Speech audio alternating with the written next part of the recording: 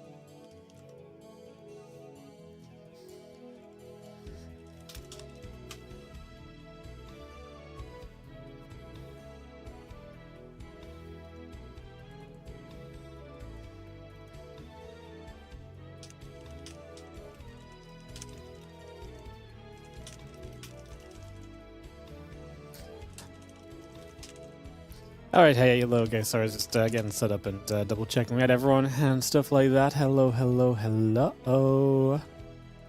are we doing?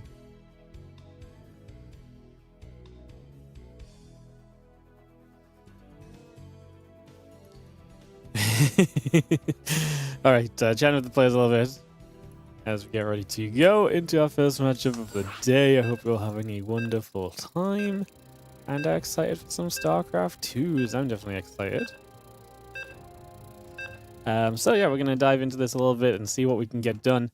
And to jump into Bunny versus Fant for CJ Enters versus the Platinum Heroes in the WARDITV Team League. Any of the players are in my schedule for today's games yet? Oh, you're going to love this. We actually have got a whole new schedule today. Yeah, we've actually got a whole new schedule. Because basically...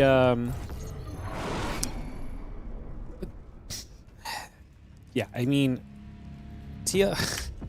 I'm just gonna say how it is. One of the teams messaged me 2 days ago, a day after their rosters were meant to be submitted, and said we have schedule issues. None of our players can play Monday to Friday.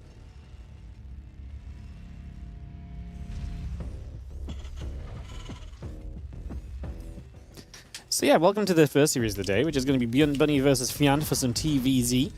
And we get into this. I'm gonna put it on the indie cam, and I'm gonna sit back, and I'm just gonna cast, and we're just gonna see what happens. Because to be honest, I am beyond anything else, and actually thinking about this league actually just makes me not want to think about it. So we're just gonna cast and see what happens, and enjoy some games, and get into something for a little while. So yeah, off we go for a little bit of fun and enjoyment.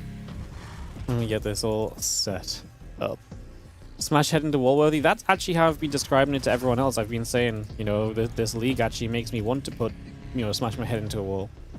Not the healthiest of not the healthiest of leagues. I don't know if you guys are familiar with smashing your head against a wall, but it's typically not seen as a healthy practice. So yeah, no, it's all good, guys. Like this team is just messed up, but like it's fine. I'm gonna just fix it. At the end of the day, I'd still like that being a pain in the butt, but I'd rather us have games than not have games. So I'm gonna try and see what I can do. If I can make something work in the schedule, it's fine, and if not, I'm just gonna DQ them because it's my league and can do that. So yeah, it'll be one of those choices. Anyways, into some StarCraft here. We've got a proxy hatchery coming down, a command center coming up, the Orbital and the Reaper on the way in just initially as well. So we get going here for a few moments. Just going to be seeing that hatch coming around and trying to see what exactly our plan is going to be for a couple of moments here. Just going to be having this proxy hatch, and I like Bunny's response. It's a big response.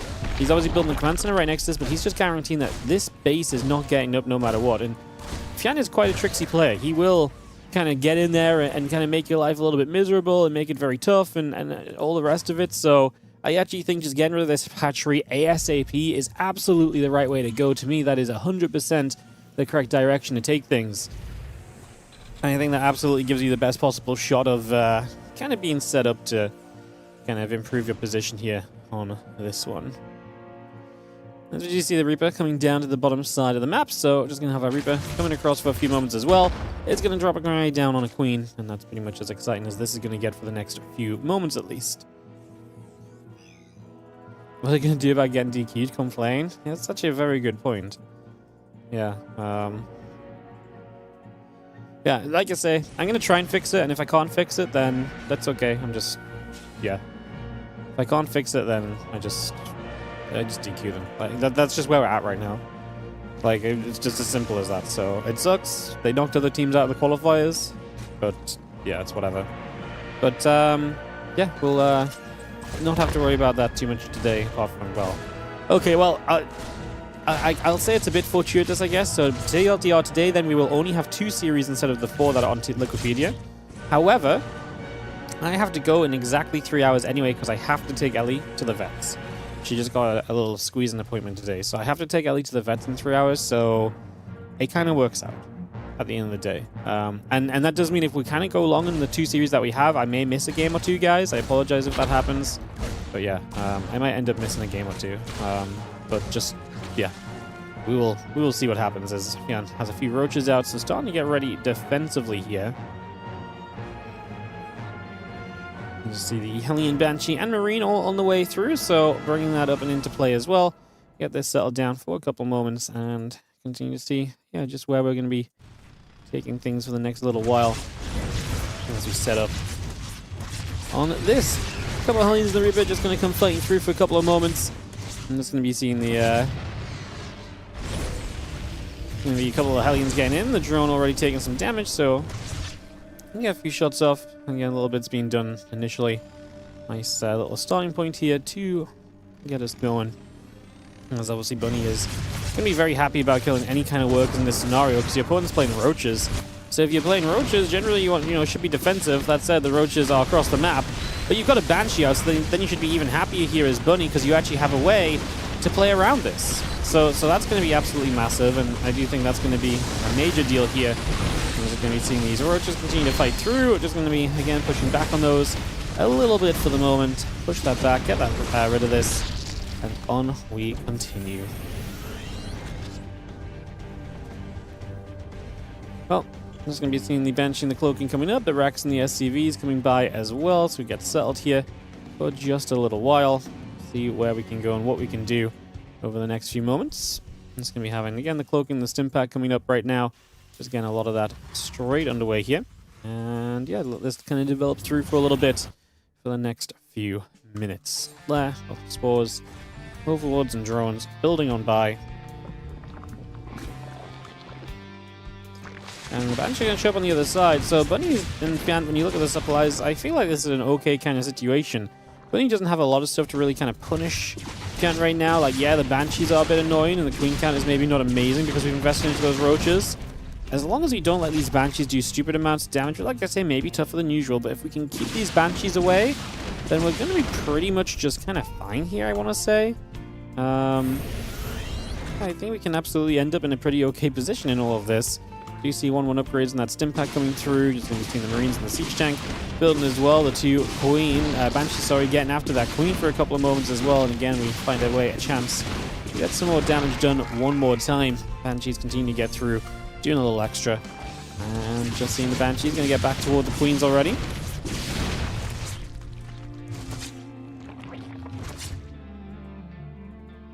Banshees pull back around, so again, pulling back over. 1-1 upgrade, Stim Pack coming by. Get a lot of that on the way for these next few moments and figure out just what it is that our next list of things to be done is going to be in terms of this game. Obviously, it's going to be a stick to roaches from Fant, and he's going to go Bane Speed along with it, though. Or Bane Nest along with it, well, so probably is going to be Bane Speed. But Bane Nest along with it, which is spotted by Bunny, so he gets a really good read of what Fant is doing unit composition-wise. Bunny himself is going into 1-1 upgrades. The Combat Shield is coming through, so we get that kind of going for a little bit at the moment as well. And we just get that all rolling at the moment. So that's all coming by. 1-1 upgrades, Combat Shield coming in for a couple of moments. Get that all set. Continue to see how things will go. Yeah, 1-1 Combat Shield coming about right now. Just going to be seeing the Medevacs and the Marines continuing through. The few Marines going to stim in after the Overlord for a couple seconds as well. Just going to get by there and move around. Just going to see the few roaches are going to run back. Queens are going to pull back for a few moments.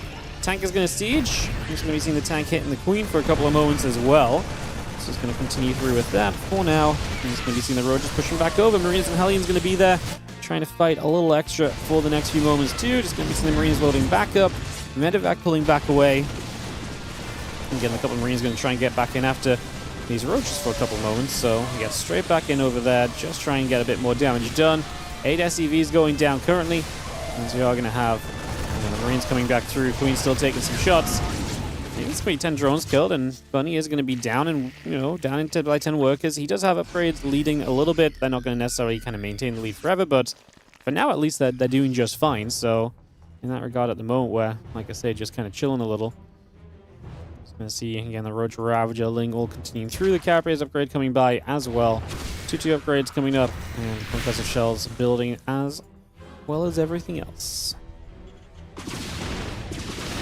Two Banshees have some work to do. They need to dodge that Corrosive Bile and actually make sure to kind of stay on the Ravagers as well. So ideally, we can kind of keep punching these Ravagers back a little bit. Just going to see the 2-2 coming about. The Cloaking coming over.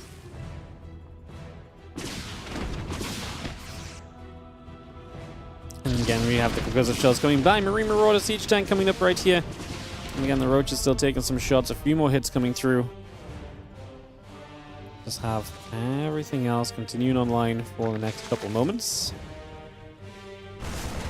Marines will stim. A few Lings are going to take some damage. Just going to be seeing the Roach Ravager coming across again. Is ready to kind of run itself in over here and look for a little extra already. But again, just trying to find a little more damage here for the next few moments and see what we can do. Those Banshees going to get straight back onto this hatch. And yeah, we will continue on by. See what is next. Hatchery goes down. Now we're going to see a couple Queens at the front. Both being chipped away at. One Queen going down. The other Queen's being chased. Roach Ravager going to get chased a little bit as well. We go back and forth for a few moments.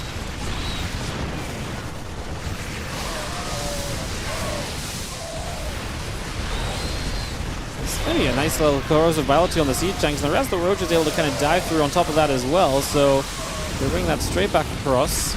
The Roach is kind of cleaning up, but Fant, I think, losing a bit too much overall. In the grand scheme of things, I think we're going to start seeing this being a little bit too much of a problem, perhaps, as you just see the 2-2 upgrades, the vehicle weapons coming through, Marine Marauder all coming about as well.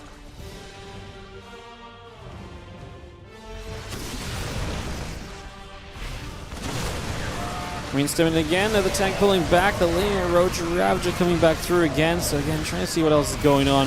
Just moving over. Again, 2-2 missile upgrades at Baneling speed, but even the Banshee is just annoying at this stage. Just continue pinging away at the the Ravagers here, just kind of working through the expensive units is never going to be fun for the Zerg, who is obviously losing Ravagers in that situation, and like I say, just ending up in kind of a bad time because of it. So yeah, I think fair to say that this is absolutely going to be staying out of hand and out of reach over these next few moments. We're just going to be stimming through. Roach Ravager going to get chased away. We will be seeing a couple of Corrosive Biles coming down. Bio Army going to get pushed back away from this as well. Come back over, trying to see what else we can do still. It's going to be seeing the Ravagers. Firing up a few more shots. Corrosive Biles coming straight down.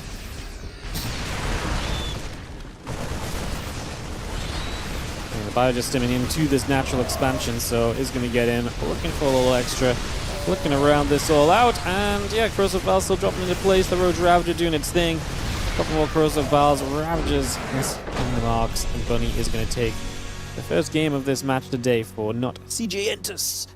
Now going to go up 1-0 with a game number 2 coming in just a couple of seconds, as our next map will be featuring herO, I believe, versus Gunner, who is actually someone I don't know if I've ever cast before. So I'll be on Celestial Enclave for a little bit of Protoss on Protoss. Interesting map for PvP, so if nothing else, that should make this kind of intriguing. And then we'll have some TVT on the way after that as well. So that's what's coming up.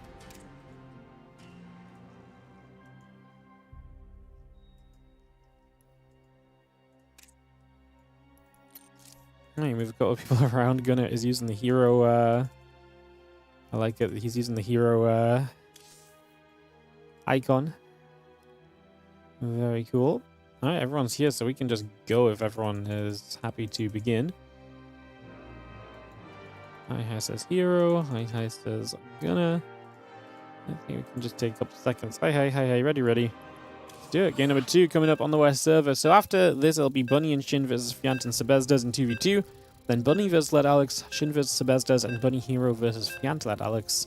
And then we are going to be skipping the Exeritus match and going into Team Liquid versus Platinum herOs after that, which will be also, I believe, a good bit of fun, more than likely. Awesome.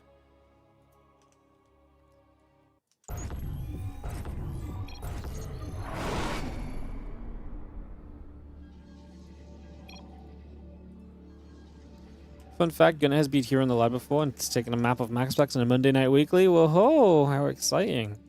That's a fun fact. Like I said, it's very rare. I've not really heard of a guy, but I guess maybe he can't play through the day and stuff. And if that's the case, obviously he's not playing in a lot of my tournaments. So, and maybe I'm a little bit ignorant outside of my own tournaments. Wardy is a Wardy biased tournament lover only. Oh my goodness. Set the hounds on me as we get into game number 2. I just, maybe I have heard his name, it just doesn't strike up like a moment of recognition or something, you know, like, not meant to sound mean, just like sometimes it's like that, you know, where it's like, usually I've seen a name, but just nothing really kind of comes into my mind just yet about what that name means. He's going to straight up proxy inside of the base of herO. I mean, I love it because why not? I guess because herO might scout you. That might be why. Could be a pretty good reason to to not build your entire structures in the base of your opponent. So, you know what? I like the idea from Gunnar, but it is going to be a little too obvious, and herO's going to find it. So now we'll see if we can just kind of micro out of this, which you would expect. herO can absolutely micro his way out of this in terms of just defending, knowing about it, and having his own gates and so on in production. He should be fine. You know, a lot of the time, the surprise element of this is really necessary to kind of give you the edge and to give you kind of the leg up initially as well. So, now let's see as we have the gateway, the Cybercore continue to come through. Let's see that Zealot coming up as well, so bringing that straight over. And getting a few more Zealots coming out. We are just going to have the most important thing is we get to the Cybercore. I guess we're going to make Adepts. Or do we make Stalkers? Stalkers obviously have a lot of kiteability. Adepts do really well, though, against the Zealots. So, yeah, I think Adepts make sense. And we start some Adepts off, so they are going to be on the way right off the bat. And, yeah, those couple of batteries coming through. Cybercore and the Zealots still building up for a few moments. Get that on the way.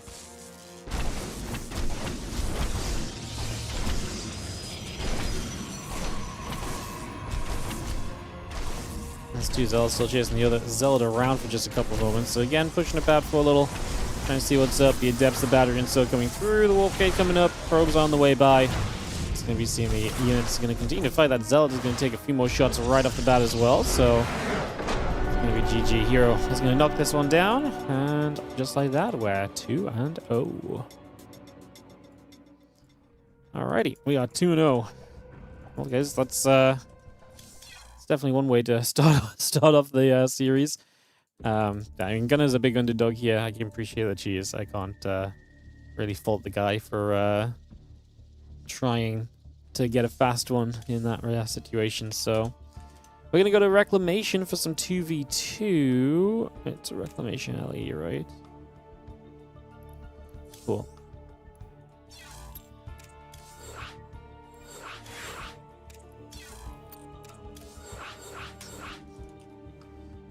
Cool. Alright, so Reclamation coming about here, guys.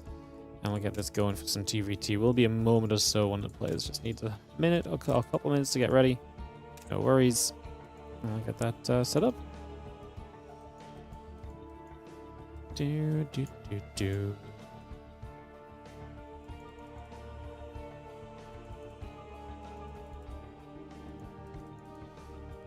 Shin and Bunny both in the lobby and set as the correct colors as well. Just set themselves up in matching colors already. Love it. Alright, we'll kick into a game 2.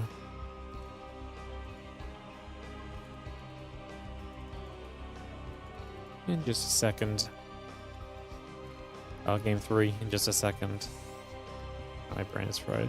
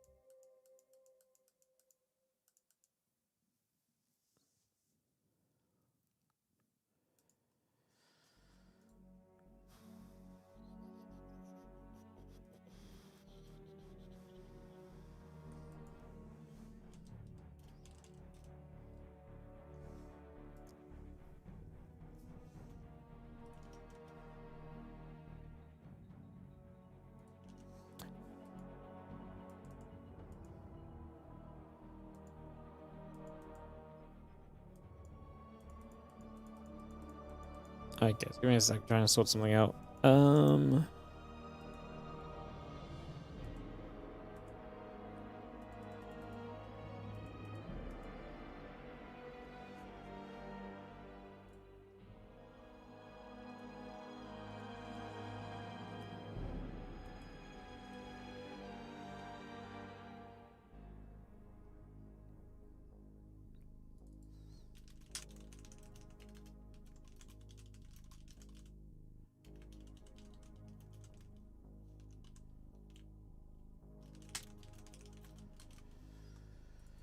Oh, I might just be swapping the 2v2 order, guys. Give me a moment.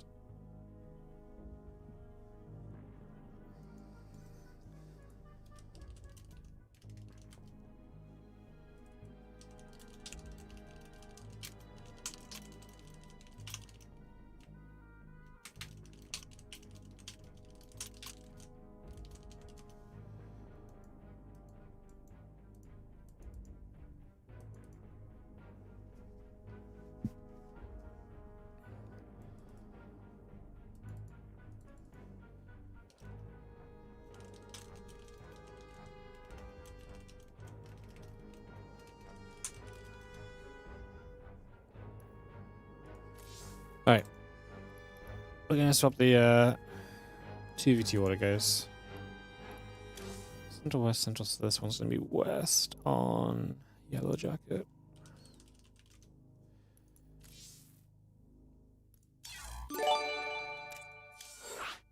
No, wrong mod. So I am gonna murder this mod, I swear.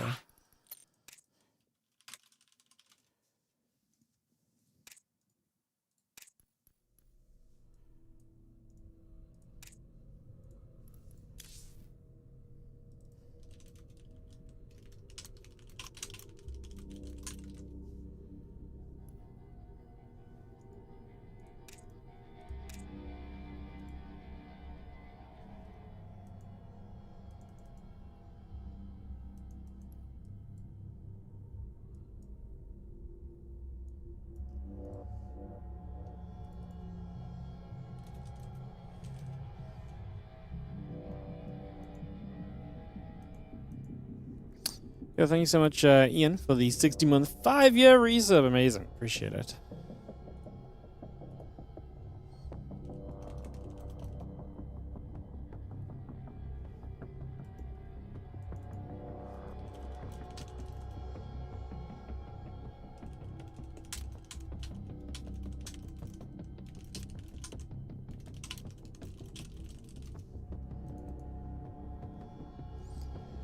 Game starting. Starting as soon as I can find herO. So one player wasn't available, but now the other player is also just...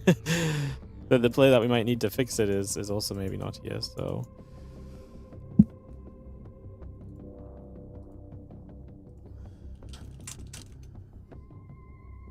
Cool. hero's coming. herO is coming.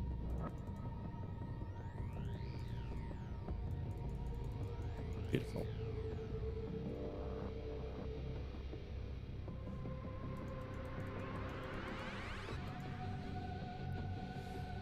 Oh.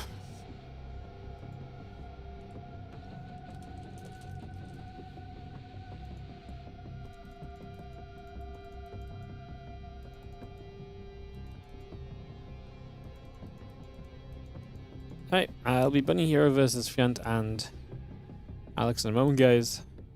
Like I said, sorry, just had to obviously engage with the players a few moments. Then we can continue.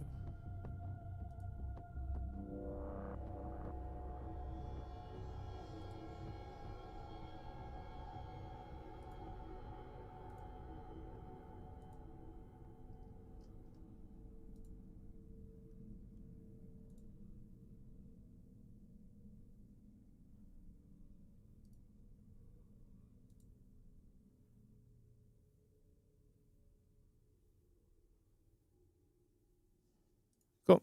Everyone's ready. Let's send it. And thanks for your patience, guys. We've got that sorted out.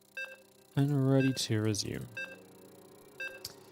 Alright, countdown is on. We are getting underway.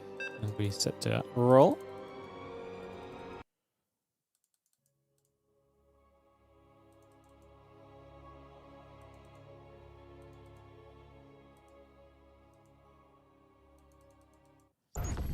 Let's count down into game. Alrighty, guys. Let's do this as we kick off.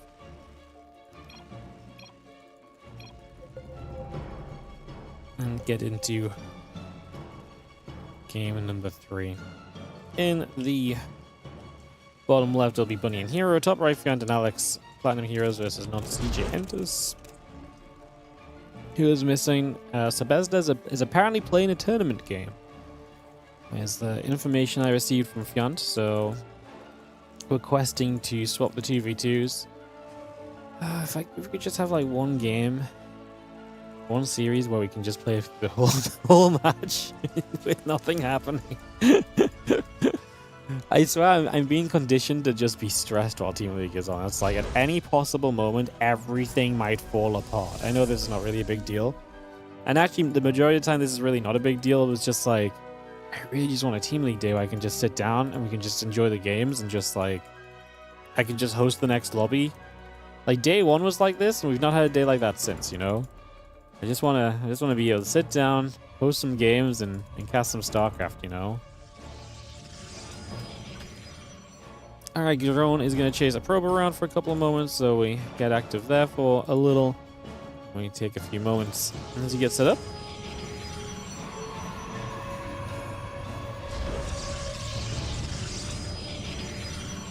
A couple of simulators, gate, and the next is continuing through, bringing that about. Probe is on the way.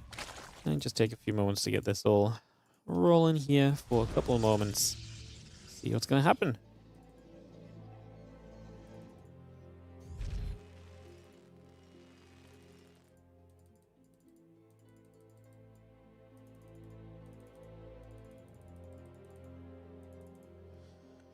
Probing across the map.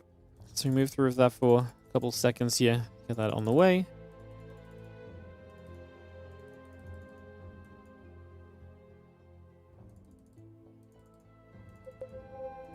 I see a little thing out the front, trying to see what else is going on. But yeah, Link Speed, Evo Chamber, and company all continuing through for a couple moments.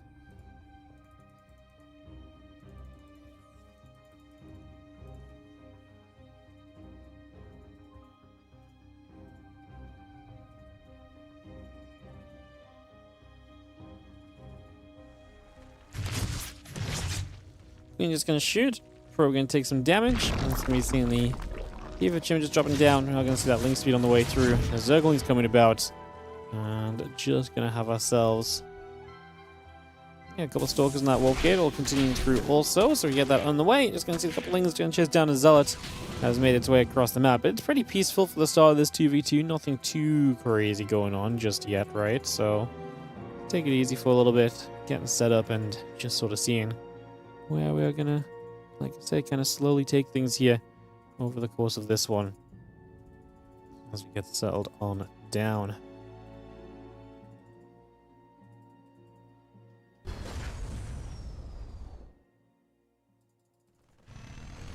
Feelings is going to run through. A couple of SCVs going to get jumped on as well. We are just going to have ourselves the Hellions are going to show up to deal with the Zerglings, pushing them back. And Melee Upgrade coming by, the Queen and the drones all coming through as well, so a lot of that just on the way in at the moment. Again, a lot of this just being added. We continue through, the couple of Marines will get in after the Overlord's going to pick that off. The Oracle going to go through for a bunch of these probes. Tons of damage being done there right away, so Oracle continues to see a lot of success, and again, we have that Melee Upgrade coming by, bring that straight through. Queen on the way, Overlord's on the way, Blink, Stalker, Warpgate coming up as well. What's up, DJ Crispy? How you doing, mate? Thank you for the 27-month resub. Appreciate you.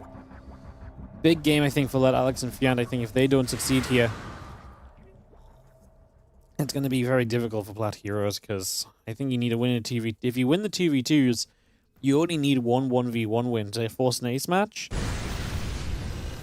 But I do think you probably, like I said, I look at the lineup and what's to come, and I really do think we probably got to play really well across these 2v2s as the Platinum Heroes to kind of get in with a bit of a shot. Obviously, you are one of the lower seed teams taking on one of the higher seed teams, so it's definitely from the very get-go. Very exciting, as you just see. A couple Lings going to run through. The Adept's going to run up and take some damage as well, so we just run straight in over there.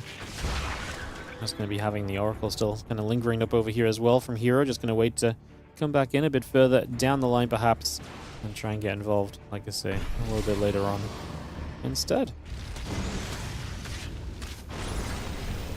Couple drones, couple overlords all coming through. Need to bring that over.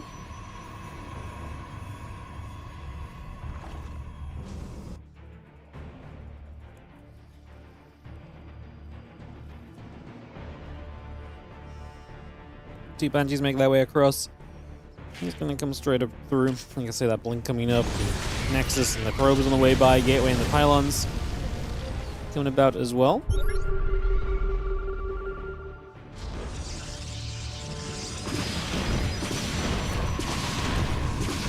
Banshee's going to do some serious damage. You can already see them kind of adding up a little bit, so some shots coming through. We are going to be seeing the Lair, the Lings, the Overlord, and the Carapace continue to come about also, bringing a lot of that straight into play. Banshee's going to get into the main base now, and we'll get going for a bit more damage as well. So again, we see a little extra coming through, a bit more damage being done. The Phoenix is going to join up at the front. I love what these Banshees have found. They found so much damage. You can already see the supply of Bunny and herO kind of just capitalizing on this situation. That Alex is down. If you compare the Protoss to Protoss, 54 to 74, and then Fant is down 64 to 92. Compare the Terran and the Zerg, which is obviously not great for a Zerg to be down that much supply against a Terran player. And that just overall, you can sum the supplies as well if you want to. It's like 180 versus what, 130. So there's just a massive Bunny herO advantage early in this game, and they are just absolutely cruising in these early stages so far. Stasis catches just a couple probes initially.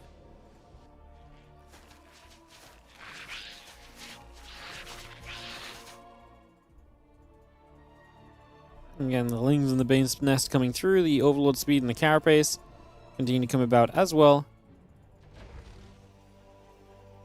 Going to be seeing the 4 drop lords coming in from Fant, so him and Alex are obviously looking to do something here to try and close this out, but Bunny is setting up into mechs. That's going to make it very difficult to really attack in because the defenses are already very well set. It's going to make it, like I say, very tough to really do anything about that. So yeah, going to keep this in a very dangerous position as the Lings still run around, but I mean, that's a base we maybe don't even need to keep alive considering how committed the other team are looking to be at the moment. So definitely one thing for us to watch for. A couple of Hellions coming through. Just going to see the drop, Overlord Speed coming about. We get that all set up. Just going to have the Phoenix still flying by. The other Phoenix coming up as well. Overlord gets caught there for a few moments. Magfield Accelerator coming through. +1 vehicle weapons and plating. Also just coming into place. And we get settled for a couple of moments.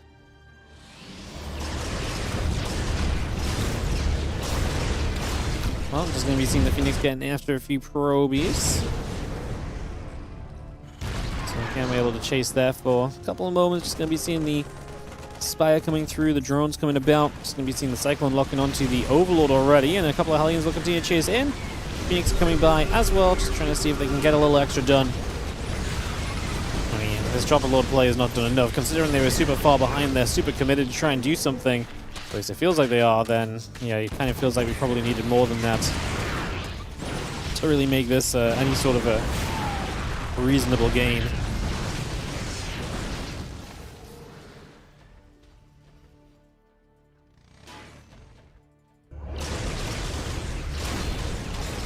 King's getting another lift, just going to do a little extra, again moving about just a little teeny bit for a few moments. These Lings going to finish off the rocks at least, just going to open up that bit of space there, and we'll continue onward at the moment.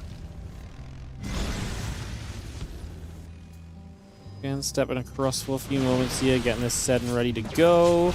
Just going to see the Stalkers are going to get in after the Phoenix, and I mean, the Stalkers can do what they can, but this mech army is moving across the map, and I am not really much of a believer that this mech army is going to get stopped if you look at things right now. The Phoenix lift up a whole bunch of stuff, making sure that they can't really get involved either, and this is just dominance from Bunny and herO, who are cruising through the Platinum Heroes at this point in time. Now they're going to be the reasons for the first 3 maps being taken. And Bunny might have the chance to close it all out as well, because I believe it's Bunny versus Let Alex next. I'll have to double check that. I can't exactly remember the order. Is it Bunny Alex? Bunny is playing twice, right? It's either Bunny Alex or Bunny Sebastes. Shin's playing as well. I have to double check that. I'm not 100% sure, but we'll take a look. Obviously, we've got the other 2v2 to still be played as well. We will play all 6 maps no matter what, guys, so no matter what else, we'll play all 6 maps. As we do see the Phoenix just getting in, lifting a bunch of these Stalkers off, doing a lot of work, putting some action in, and clearing this out. Just going to be seeing the Cyclones and the Hellbats continuing through too. Just going to get in over here. The Phoenix are going to be around. And yeah, I think this one is, yeah, I think fitting to be GG'd upon, to say the least. I think it's fitting that we GG out. GG's. Bunny and herO are going to take this and advance to 3-0 for not CJ enters. So we will, like I say, go into the next match. So it is Bunny versus Alex. So Bunny versus Alex, then we'll do Shin Sebastes and the other 2v2. So West also. This one's also West. Yeah. West. Yeah, so doing all the West games basically. Alright, so Bunny led Alex on Tourmaline. Not gonna lie, I think it's looking pretty rough for the Platinum herO guys. It's gonna be very tough for them to do much from this point. I really think they had to see success in the 2v2, and then maybe they upset in one of the 1v1s. And if you upset in one of the 1v1s, I'm gonna go ahead and say it's possible, right? But like, I think they had to find success in the 2v2, but this was just pure dominance, so hard to really see it any other way than that.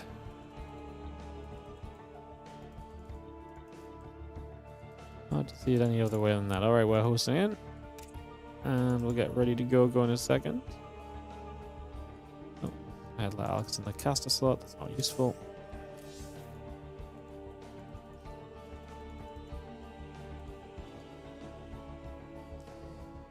Oh, how's everyone doing? We are speeding through this first matchup. And we're halfway through it already. Again, after this, we'll go into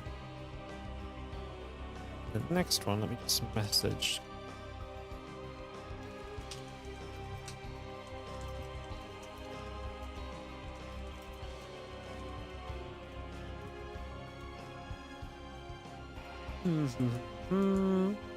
Cool. Ready? Players are set. Let's do it. Let's keep the games moving if we can, guys. As we head straight into this next game on Tourmaline, Bunny looks to close it out for not CG enters. Like I say, even if it's a 4-0 here, guys, we still play maps 5 and 6 for map score.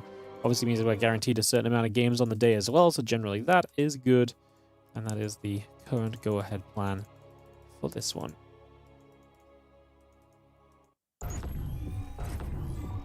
Let's do this.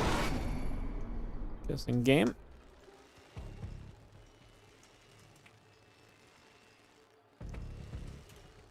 Cool.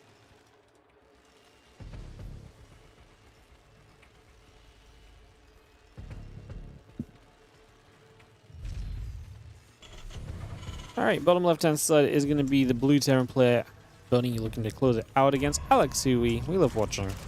Up-and-coming guy, and oftentimes kind of gets a sneaky result in, but he is absolutely going to be the underdog against Bunny. But, yeah, he doesn't let being the underdog kind of deter him a lot of the time. Like I say, he's a lot more consistent at kind of getting back into these games than he might sometimes think. So, kind of excited to see what we get into here, see what happens. So we get this ready to go. Get this ready to begin. Do do do do do do. Bum bum bum bum bum bum.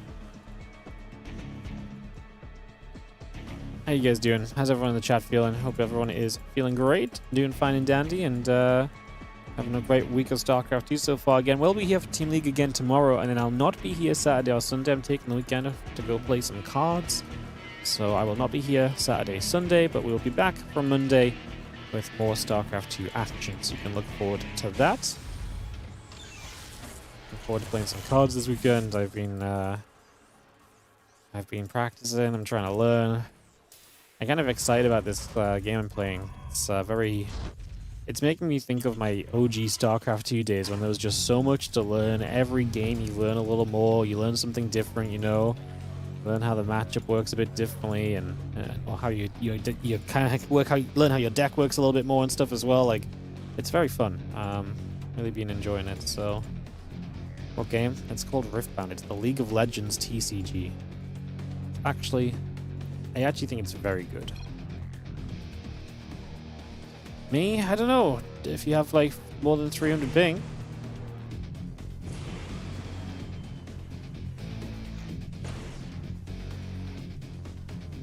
I think it's me actually.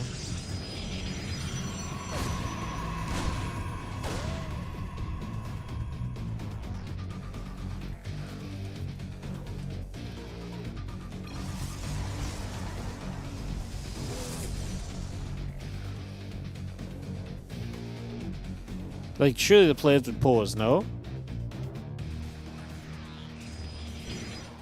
Like, if I'm a player and this is happening, I'm pausing. That's my logic. My ping's coming down now. We good? Server just throwing a hissy fit?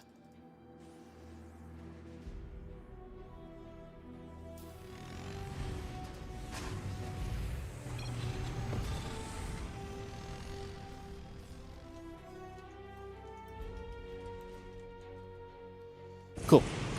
Server just throwing a hissy fit. Alright, somebody's coming across Helene as well. I'm trying a new game, new challenge in RuneScape, going good. Wait, I finished my RuneScape challenge for now, so I'm fully sending, learning about this TCG. But yeah, it's fun because it's like reminding me of like learning StarCraft. You know, when you're new in StarCraft and like you can't be annoyed at being bad because every game you play, it's just like there's a learning process to it. Like, I'm at that really fun stage where it's really fun to, like, learn and, like, mistake's a mistake, I'm going to fix that next time. I'm not at the point where I've bashed my head against Protoss for hundreds of games and turns out I still can't macro. I've hit my ceiling, so, yeah, very fun.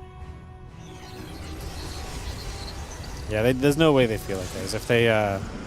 If you lag like that, and the players are going to pause instantly. So, see, that's why it's so weird, because it's like, it looks like you're lagging, but it's actually just like your packets or something to the server or some technical term, and it actually isn't lagging, which is so weird, because like in StarCraft 2, if someone lags, everyone lags, but that's because you're not really lagging, you're just, the way that the data is being sent is messed up or something. I don't understand it, honestly. It's complicated, but yeah, TLDR, it was on our side, our connection to the server or so, it didn't affect everybody else, so we're good for now. Gonna step through, blinking a couple probes. The next is coming about. We get settled in here. So we do see the Raven, the Marines, and the tank all continue to come through.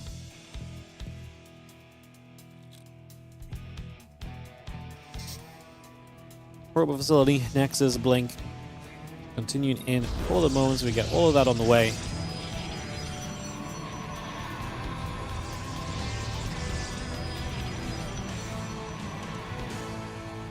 Yeah, Robo Facility next coming through. That blink is going to be finishing in just a couple of moments as well, so we get that all completed. The couple of Widow Mines are going to drop straight into play.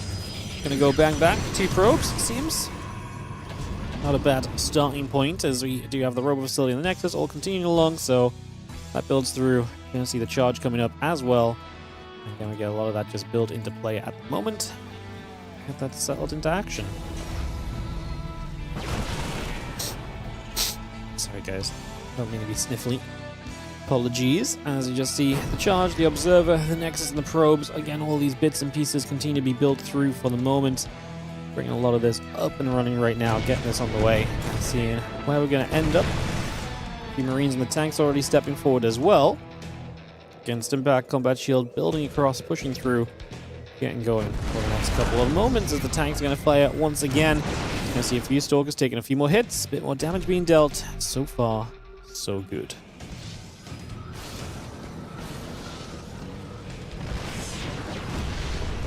Tanks in good positions. Marines and Ravens hanging about. We will just see the Stimpack, Combat Shield, Marine Marauder tank. Medevac coming about as well. A couple of Widow Mines continuing through. Just going to see the Marines are going to get onto the gateways for a couple moments. So one gateway going down. Again, the charge continuing to come about. Just going to be seeing the Marines continue to fire for a little bit longer. Again, trying to see just what else is going into play right now. And yeah, these few Stalkers will continue about as well. And the Stalkers going to keep hitting. The Marines still taking damage. Just going to see the Stalkers end up chasing away, or chased away to the upper left-hand side. So they're going to get out of here for a couple of moments. Again, 3 gateways, 3 probes, all building through. Because of shells is coming up as well. So again, A lot of that on the way back. A couple of auto turrets going to get put straight down. Going to see these Zealots, these Stalkers getting absolutely blasted as Bunny across the map is looking great. And is going to find himself everything he kind of needs to take this game down. Compressor Shells, Marine Marauder, all building over. And yeah, this is just going to be a jump onto the Immortal. It's going to go down immediately. And with that Immortal going down, not a lot else to be said right here. This is just a Bioforce that's going to clean it up for the Platinum Heroes to guarantee themselves victory in this best of 7. Sorry, for CJ Enters to guarantee themselves the victory. My brain is...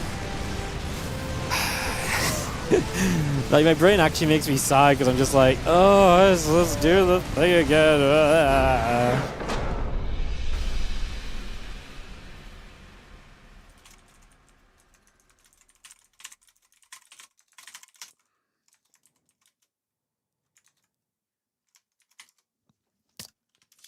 Bunny gets done for not CJ Enters. Team League's broken Wardy's brain. Someone messaged me last night, asked about the games on the 26th, and I was like, the 26th? I was like, what do you mean? Like, the 20... I was like, the 26th? I was like, wait, we do 4 days in a row next week? It's like I'm a vampire being struck by the sun. 4 days of Team League! They got me! They found my weakness. Yeah, I said we'd never turn away from StarCraft, but this is it. This is this is what does it. 4 days of Team League in a row. I'm glad it's become a bit of a meme now, at least. Like, yeah, I'm glad it's become a bit of a meme now, at least, and you guys can just banter about it. I'm not really complaining too much. Obviously I complain a little bit, and there's a little bit of truth in it, but at this point the majority of the discussion about it is just having some fun with the fact that it's been a little bit of a disaster. So I was thinking, because I actually still really love Team League, but I think what we would do next time is we're probably gonna scale it down a bunch. And I think really just bring it down to, like, I think 8 teams would actually just be really good. I think just 8 teams. Some set days and maybe do it like properly, because in my mind Team League was going to run over like 6 weeks or something, but because it took so long to get Team League set up, by the time it came around to setting Team League up, I was like, well, I kind of need to be done before then, because Team League map contest tournaments coming up, and there's other things all over the weekend, so it's like, well, let's just kind of pick a bunch of days in this kind of 4 to 5 week period instead. And I think that was very bad, actually, looking back on it, because I think if we just pick like some set days and teams have to play 1 match a week, it would just alleviate a lot of these issues that we're seeing. Because then if also teams have issues on a single day, it doesn't screw over 2 to 3 matches. It only screws over 1 matchup, right? And then we have more preemptive time to kind of get that figured out as well. So I think it's been a learning process. It's been a learning process, and I think I know... I would love to do another season, but... I actually do think, because I think I could make another season be a lot better at the core. Did we lose the caster? Oh, we lost Shin because Shin's playing. So yeah, I think yeah, definitely interested in doing it again. And well, the only thing that's very interesting. Okay, let's talk money for a second, guys. I know it's everyone's favorite topic. So this part I think is very interesting. So first of all, obviously this season is sponsored by Create Entertainment. Isn't that amazing? Go give some love to Create Entertainment. !Create in the Twitch chat. I'll give you their link. And you can go check out their awesome games. They sponsored this entire season. This season would not be happening without Create. Like, they sponsored the entire season. Like, straight up. The entirety of the prize pool. So this tournament does not happen without them. Which is amazing, because it means that while I'm memeing around and having a bad time, at the very least, I didn't, throw a lot of money into it. Someone else covered that part for once. So, big shout out to Create Entertainment making this season of the Team League happen. Super appreciate that. Obviously, if we did do another season, kind of money is the question, because we try and run a lot of events already right now. And Team League's not a cheap event. It has to have a good prize pool attached to kind of get the teams playing. So, but I do think maybe, like, probably not this year, but, like, maybe, like, next year or something, like another season of the Team League. I definitely learned a lot from this one already, and we're only halfway through. So, yeah, learned a lot from this one and so on. But what is interesting is that the only issue I kind of have is that Team League does not... And I don't know if this is because it's a little bit all over the place, which it might be. So maybe this is just part of the lesson that we're learning in terms of, like, we could improve this for next time. But something that I've been kind of noticing is that the viewership for Team League is kind of down compared to other events. So I don't know if that's like, and maybe part of it's because every time we turn Team League on, I'm complaining and the matches are changing and stuff. So like I say, maybe it's in part due to that. But yeah, the viewership and stuff is down on Team League. So it's just one of those things where I'm just like, need to make sure that we can definitely make it kind of interesting and appealing. It's like what people want to watch as well, because I do think there's an element to that where if we do end up funding ourselves for like another season, it's going to be making less money than if I just put the $5,000 into a 1v1 tournament, you know, is what it kind of comes back to. So yeah. So yeah, that's I think that's where it's at, where it's like Team League is in this interesting place where it's like it costs just as much, if not more, to run than other events. But unfortunately, we don't. Yeah, it costs just as much or more to run, but probably actually pulls in less revenue compared to WTL group stage as well. Well, WTL was the same thing. I think it's hard to say because WTL also had this thing where viewership was kind of rough. I actually think the WTL format, the biggest issue for WTL was I feel like the streams never went long enough for the games to for the streams to hit peak viewership. You know, because peak viewership usually happens, say, like 3 to 4 hours in, and WTL being essentially 12 maps, basically you get to 3 hours, so you're maybe getting toward peak viewership, right? But then the other issue with that is then a bunch of the WTL days, there was some significantly weaker teams most of the time, right? Unfortunately. And so some days you'd cast 6 games that were kind of cool, or so, and then 6 games that were not so cool, and so it was just really hard to kind of get the viewership up there. But I guess what I'm thinking in this is like I feel like we've had some days where we've had really banging matchups in Team League, and again, I love casting all the teams in Team League. This is not a shade to any team or anything. It's just, you know, being real, I think. So we've had a lot of days already where I feel like there's been really good matchups all day, and that's not really actually helped. And we've had long days, and it's still not really hit the kind of high viewership peak that we would see kind of doing another tournament. So, yeah, it's interesting. It's interesting.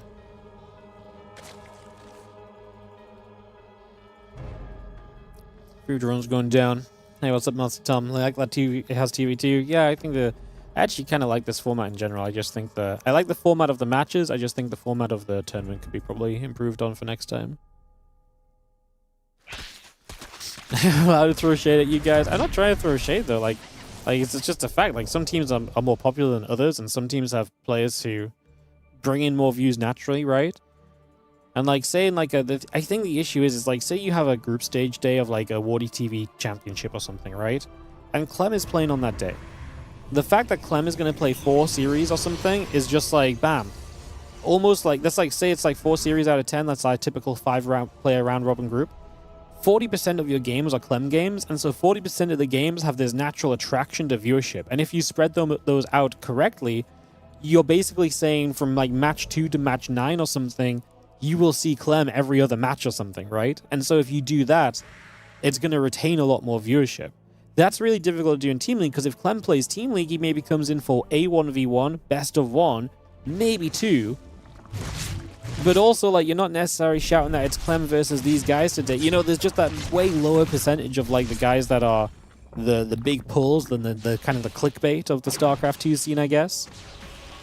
So yeah, Team League is maybe suffers from that a little bit. I think it's definitely a sign of just how many people watch my stream for the players, more so than watch the stream for specific players, more so than just watch the stream because it's like a Wardy stream, you know? Which is interesting. We kind of know that anyway, because, you know, the sub to viewership ratio would probably reflect differently if it was more like that, so yeah.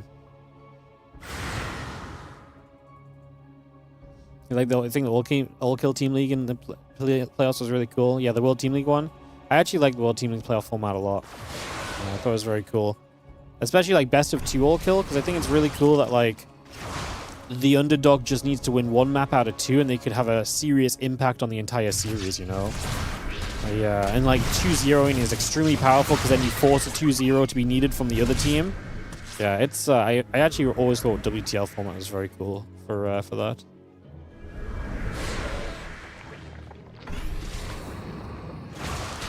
anyways, yeah, right, just an interesting discussion. I saw someone saying, I hate that money has to be such a consideration. Wish there was just enough support we could just run events. Yeah. It's rough, but I guess a great moment to just say, if you guys do enjoy the content, one of the absolute best things you can do to see more of these events is check out the Patreon. Even if, I really mean this, even if people just join the Patreon at like $1 or $2 a month, if enough people join at $1 or $2 a month, and I know not everyone can, I get it, money is tough to come by in these times. Yeah, I also live in this world, I get it. But if enough people do that, that can also make a significant difference on the amount of turns you can run. So do consider checking out the Patreon. Patreon.com/WARDITV. Again, we're not doing some big crowdfunding push this year or anything. The Legends and Queens. Gonna pop the Oracles back. I think this is a defense from Shin.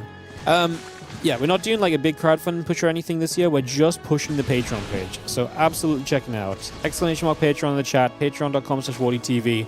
Like I say, we're not doing the big crowdfunding thing where if you want to just throw $500 in for the year, you can't. Like, we're not doing that this year. So I urge you to check out the Patreon. It is absolutely by far and away the best thing we can do to raise what we are able to do. Again, if you want to see the results for yourself, as Stalker's coming our way.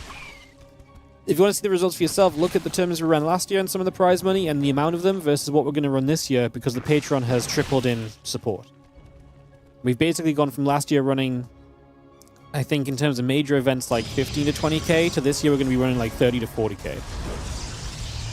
Plus Monday Cups continuing, plus a lot of other things, and just consistency and stuff like that. So, and yeah, end of year championship going to be bigger as well. So yeah, it's, yeah.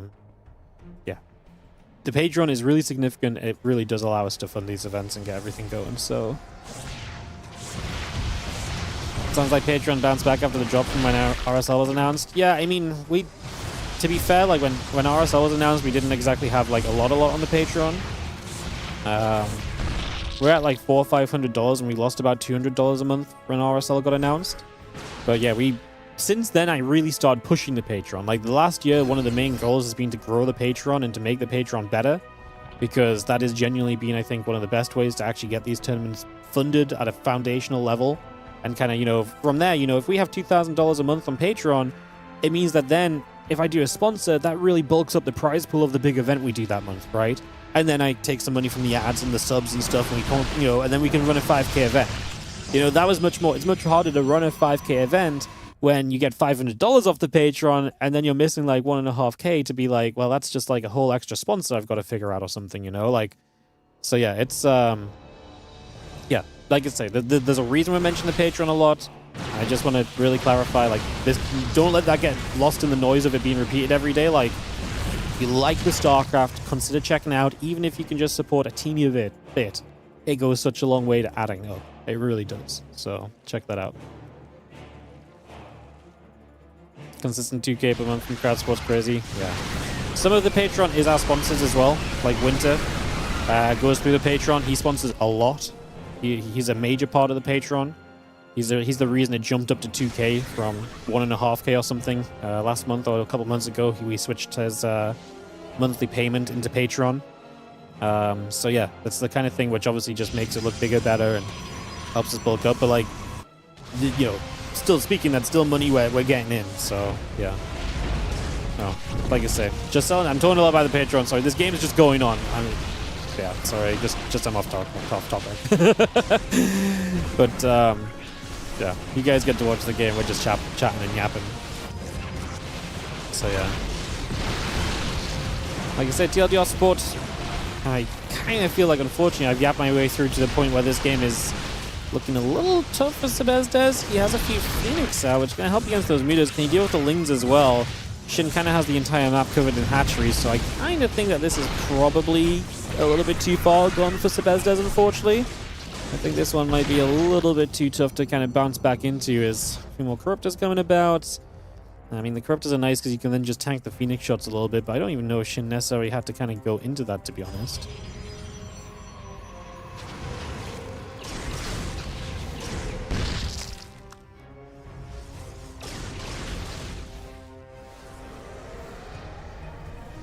Fine, I'm on the Patreon now. Yes, the sellout worked. Yeah. Look, I think it's important we sit down and say these things out loud sometimes, because I think it's... I'm also viewed to a lot of things, and I also listen to people selling out and stuff, and yeah, so sometimes it glances off for me, so sometimes I think it's important we sit down deep and really kind of lay out word for word and step by step how important it is. Because yeah, it convinces people. Thank you so much, Sinister, for getting on the Patreon train. I appreciate that big time, really do. Thank you so much. So it's Colossus are going to come over, just going to go laser beaming down a few of those Zerglings, so we start to work our way through that very comfortably here for a little bit. Corruptors are going to chase through, the Phoenix are going to move across as well. Just going to see ourselves a little bit of movement continuing, and just going to be seeing the Templar Archives, the Nexus coming about also. Probe, Phoenix, +3 attack upgrade, continue to come down for now. So again, getting that settled in just here. Just going to see those Stalkers going to jump onto this hatchery, so the hatchery going to take some damage. We are going to see the Corruptors and the Mutas coming back around as well. I'm just going to be seeing them flying through. The 11 probes going down. Just going to see again the +3 attack upgrade coming about as well for the moment. Just going to see the Muta Corruptor Force continuing to get straight through here right now. So again, we get that all set up. Just going to be seeing this army continue to trade. Just going to see the Muta Corruptor back over this top side. 15 probes going down. Big damage being done, as we've just seen Shin get into a better position. It's funny when the Colossus out, because I actually love the Colossus against the Lings, but now there's Corruptors out too. It's just like you're naturally getting an answer to the Colossi by building protection for the Mutas against these Phoenix. So it's kind of funny how that composition has worked here, because it's definitely not a standard kind of situation we've ended up in, but like I say, it's ended up in kind of a funky little place in the grand scheme of things. I mean, Sebastes is just going to counterattack with a base trade all in. I imagine you just base trade here is Shin, because he's got the entire map covered in bases, so he's got all the time in the world to base trade, and he's got a bunch of units over here right away as well, so this just feels like it makes a whole lot of sense right now, and yeah, I think smart decisions being made by the Zerg. It's just hard to imagine it doesn't end up okay for him. Muta Corruptor is very mobile.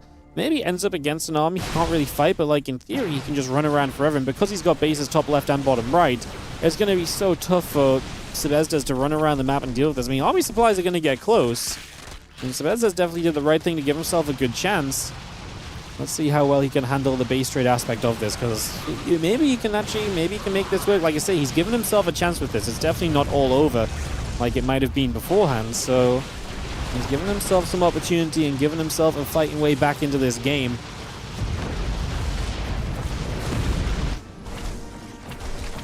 Just gonna see the spine crawlers pinging. We do see 49 drones having gone down.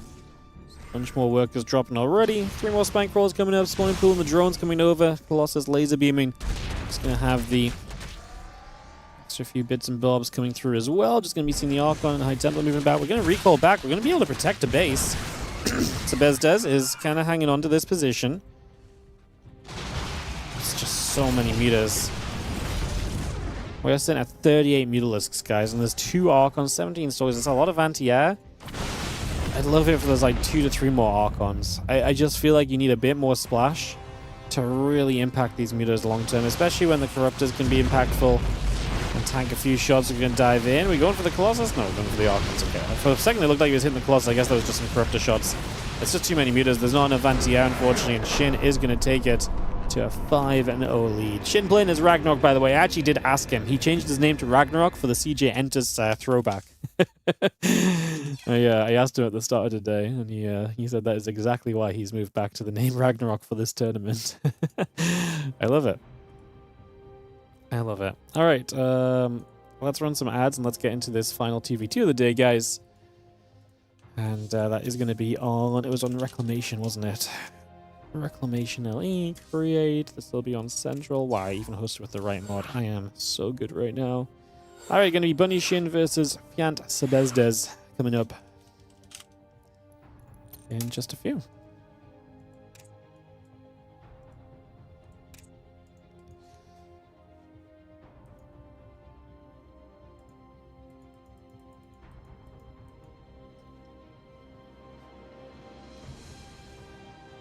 All right, Fant Sebastes, we got 4 casters. We are pretty much ready to go. So we'll kick off into that in just a few moments.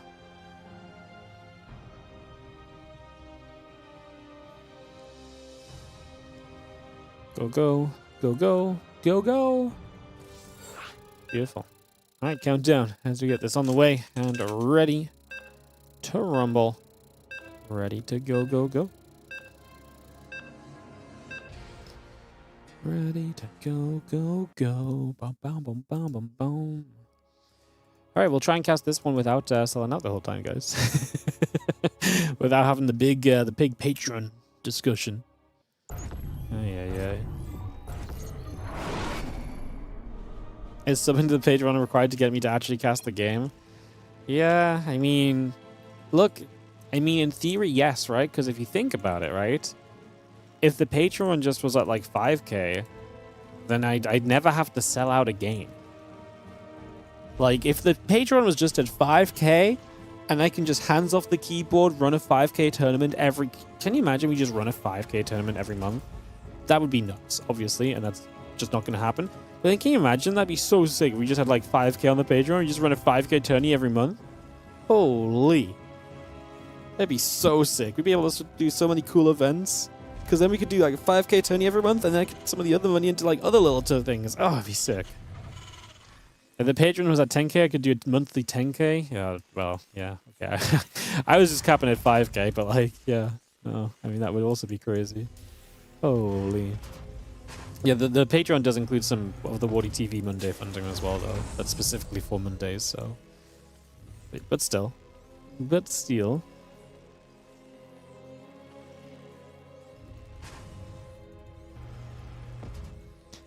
Or do a 2k tournament every month and then do a 33k end of year tournament? Wow.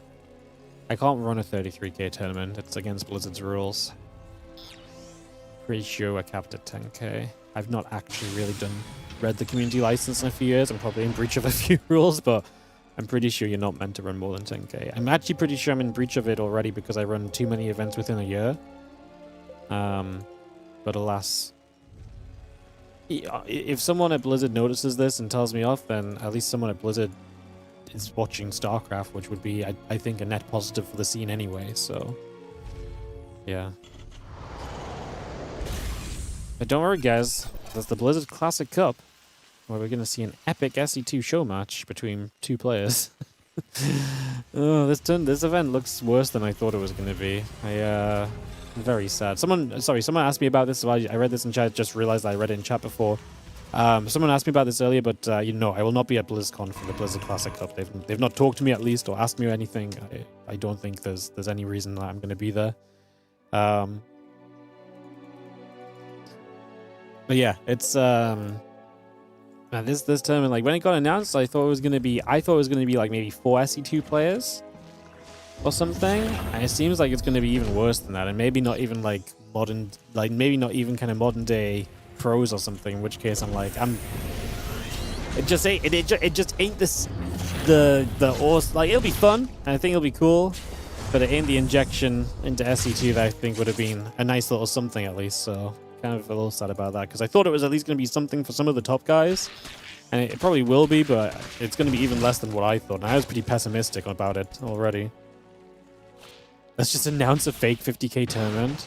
We should announce a fake 50k tournament over the weekend of BlizzCon. Oh my god. We could get Blizzard to notice us. And then they get us in a room to try and sue us, and we're like, patch the game. We're just like, wait, here are our demands. And they're like, wait, how do you guys have no rights to make demands in this situation?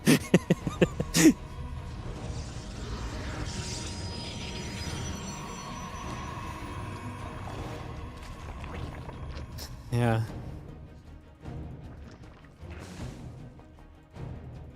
Maybe I should just do this to fund Patreon subs as well. Patreon-only tournaments, but they don't actually exist. I just tweet out every now and then, wow! Can't believe Idra just won the WARDITV November Patreon-only subscriber tournament.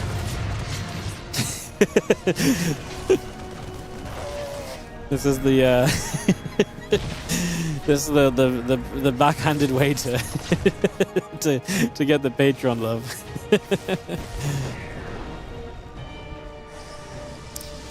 All right. Fun and games aside, I will just clarify: none of the last 5 minutes was real discussion. Just just in case someone actually tries to sue me or something. If I say that, I'm safe, right? Basically. Cool. That bait would work. Oh, no, the bait would absolutely work, no? They would be on me so quick. They'd be crazy. Someone actually messaged me the other day about something, some information about a thing, and something kind of cool that you guys might hear about soon, I guess. But my favorite part of this, essentially, the TLDR of this was basically something like, the people at Blizzard know who you are. I was like, nice. I'm so happy that after check state, 15 years of casting this game and running tournaments, that people at Blizzard might know who I am.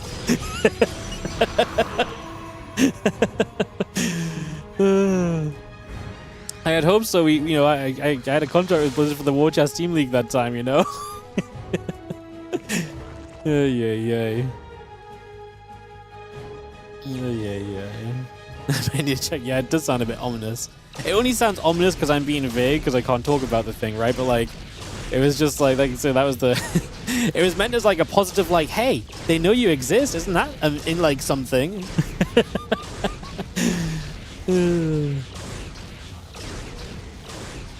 If they got injured to play BlizzCon, that would be a draw. Honestly, I'd be down for that. That'd be cool. Kind of nuts. Probably not be a good game, but like it'd be fun. I think my worry with the Blizzard Classic Cup thing is it's going to be like, I worry that they're going to do the SC2 intertwined between all the other games, and so if you want to watch it, you have to like watch one match now, and then they're going to do War 3, and that's great if you're into all of the games that they have, but if you're not into all of those games, like if you're just there to watch one of the games, I feel like it's going to be a bad viewing experience. Or maybe they do like SC2 in like a block of like 3 or 4 hours. That would probably be the smartest thing to do. I kind of hope they do it like that, personally. That'd be neat.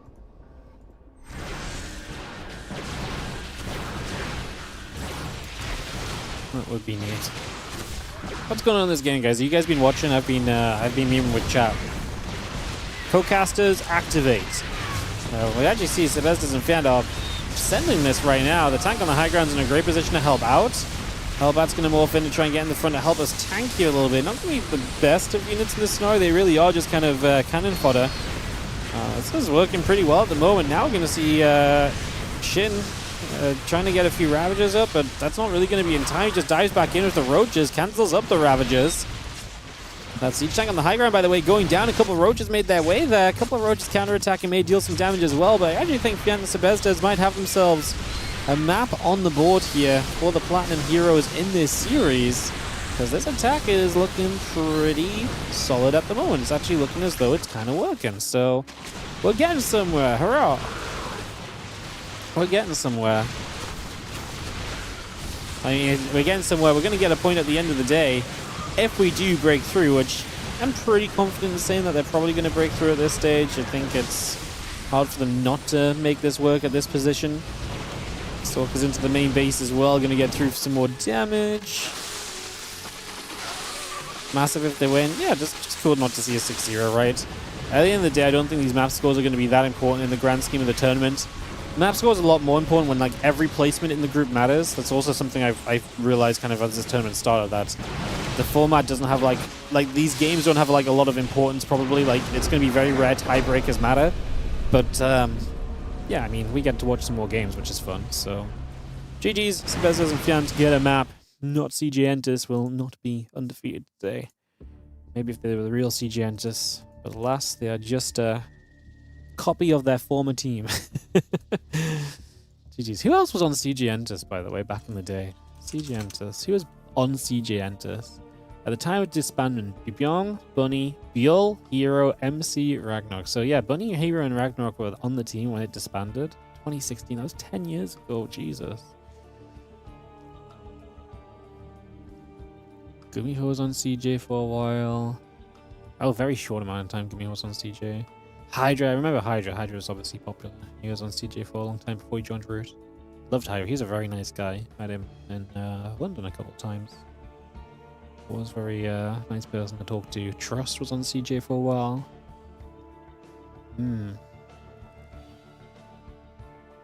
Very cool.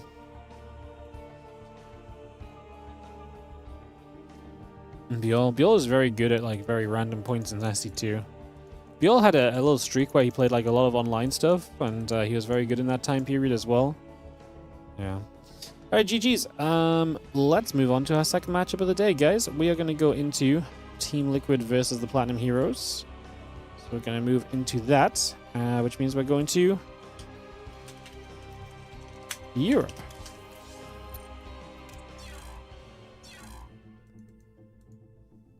Mana versus Fant. Cool.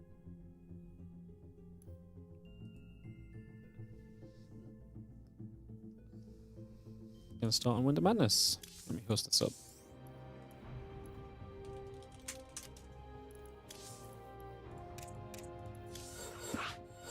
I think what we're gonna do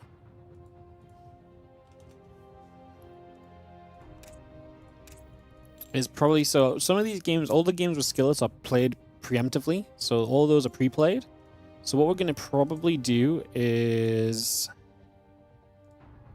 we're probably just going to do all the replays at the end and do all of the live matches first. That just makes sense, right? Get behind that? Well, if you can't, you're going to have to deal with it. So yeah, we'll probably do that approach, I think, is the plan around. Okay.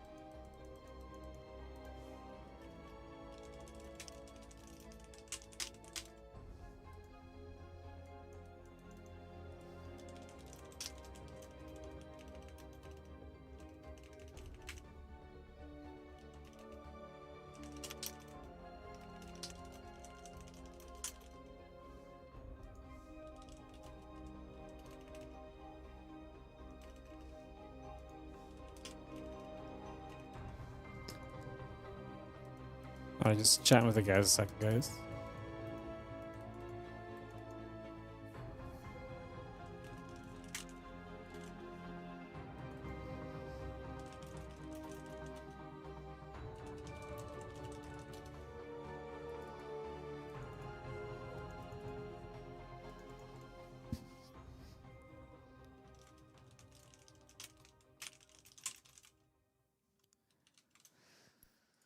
Alright, cool. Have I ever thought of doing an annual option for the Patreon instead of getting billed monthly? Can you do it all at once? I don't think you can do that.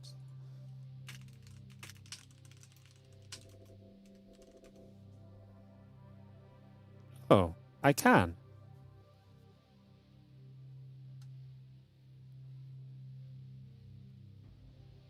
Wow. I did not know that was a thing. I will set that up. Cool. Thank you. Yeah, I will set that up. That's actually amazing, because then if someone wants to just pledge a bunch all at once for the year, then they can. That actually really works. Don't even care if there's a discount, just give all. No, absolutely no. I will set that up. I will open my official list of things to do, which replay pack. I definitely wrote that last week. I should probably look at this more. Patreon annual membership. / maybe I should just do a general overview overhaul. I'll look into that tomorrow morning, I think. Sorry to be adding something to the list. It's not a long list, I'm not gonna lie. It's I will show you guys. It is it is some Twitch clips to make and upload as YouTube shorts, replay pack, and Patreon annual membership / general overview. So it's really not that big, actually. Yeah. To be fair, not everything goes on the list, just things that I don't naturally think of on my day-to-day basis. Like things that I'm like, oh, I should definitely make sure I do that. It's not as long as you expected. That's because my mental list is like this long. My mental list every day is this long. Just that's my list of things I don't do every day, you know? You can offer... No, I will offer all the options. Like, I don't care how people want to do it, you know? Sugar Teats I can add to your list if I need some jobs. See, guys, this is why we don't have more StarCraft 2 tournaments. I'm out here thinking, let's start 3 hours early and do a bonus cup. And Helen's just like, no. We can just do house tournaments instead.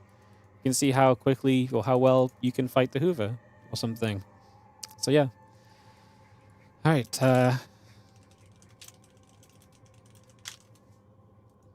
brilliant. Yeah. Ay. I'm just joking, guys. Helen would never, ever take StarCraft 2 away from you guys. She respects you guys too much. Ready, go, go.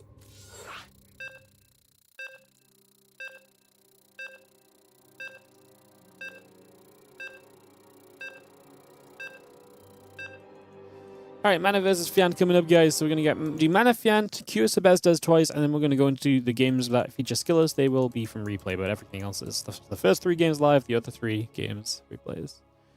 Slightly annoyed wife, more amusing life. Wow, that actually is such a great definition of my day-to-day basis.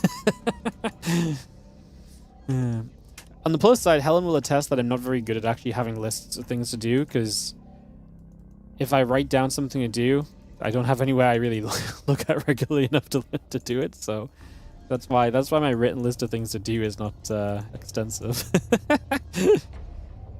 Yeah. Alrighty.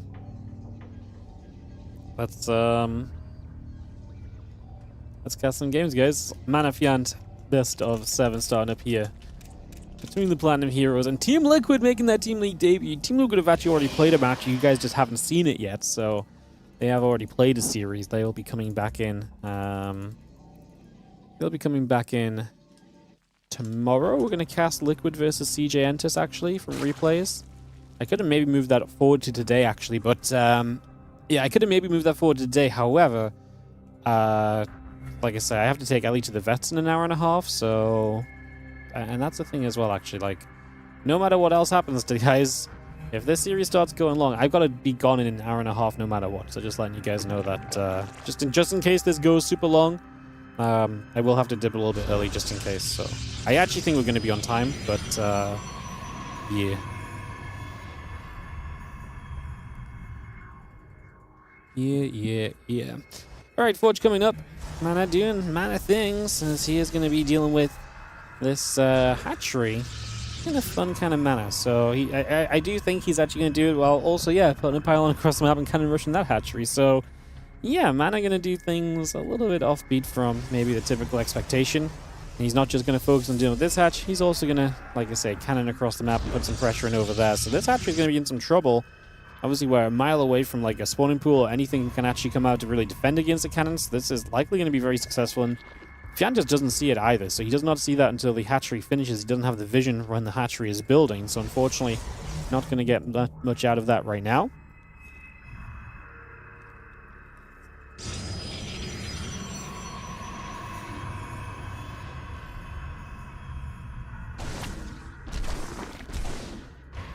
It's all going to help that cannon there, then this cannon here going to get to action, like I say, going to be Lings and a Spine Crawler now building. I mean, one cannon shouldn't kill a hatchery that fast across the map, so I actually think we probably still do defend this, right? If I had to make a guess, we probably do find a defense overall. That's going to be seeing the herO with a few Lings pulling back over for a couple of moments, just setting back up over here. Cannon and the Stalker together. We're going to throw a few more shots in, get a bit more damage done, but just a little bit, and on we go. Cannons, I mean 2 cannons, so we actually invested a little bit extra into this. We are going to have to just fight these Lings though. I don't think we're going to be able to finish the hatch, so we'll try and fight for as much as we can get. The Spine Crawler burrowing in position. We get a few Lings. Kill the hatch on the other side. Resource loss from Fant is massive because he's lost a hatchery. Mana will lose this pylon as well. It's going to even the resources lost up quite a lot, to be fair, so that part becomes a little bit more evened out just for a couple of secs here. Still going to come back through, poke away at the Overlord for just a little bit as well, so we get some work done on that one, and continue by to keep some aggression on the field, continuing to build. Things be coming up, Overlords and the Queen coming by as well, so we bring a lot of that through just for the moment, and continue to see where everything is going to go. Given a little bit more time right now.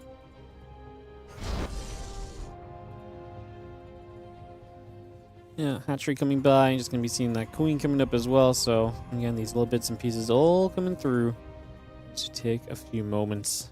Get set to continue.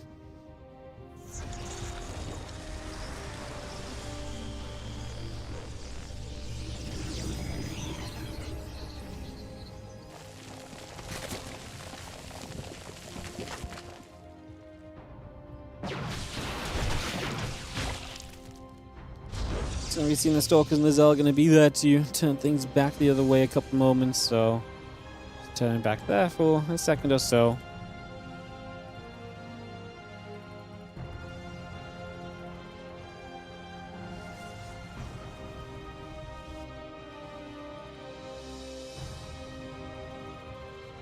Just see the couple things going to move back up. There's going to be a scene of probe we can kind of jump on straight away, so we just grab that. Take a moment or so, and a few Stalkers will gather up as well for just a little bit. So, moving around, going to be having the Stalkers going to sit on the third hatch location for a couple of moments as well. Nothing really happening there. Continuing through, again, Lair, Rotron, and a couple of drones will begin to produce as well, so we bring a lot of that up and running.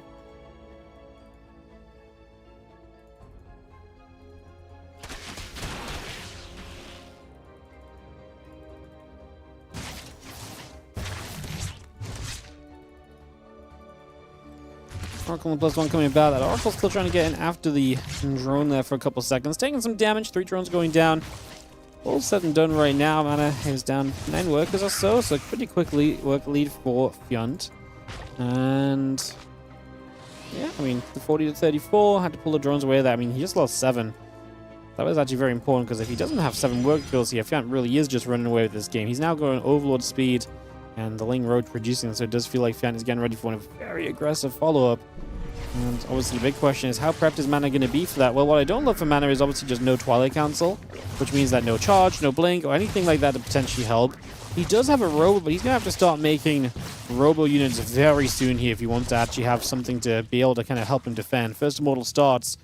Like I say, the Overlord speed is coming up. Now, Fant added a few drones on. Is there actually an intention from him to play this out in a more macro manner? It seems like no. He's just replenishing some drones that he just lost, and now he's going to go back into roaches and continuing through from here.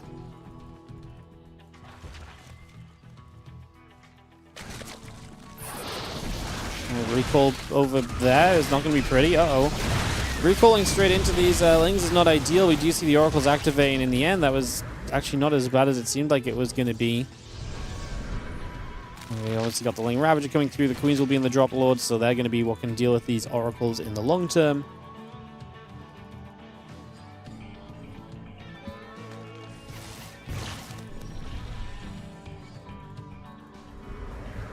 Let's get back to the top side. So again, just going to pull through those, the Gateways and the Probe and the Immortal. Continue to come by. Just going to be seeing those Oracles still fighting. The Stalkers fighting against the Zerglings as well. Just got a lot of that brought up into place here. Those Lings still surrounding.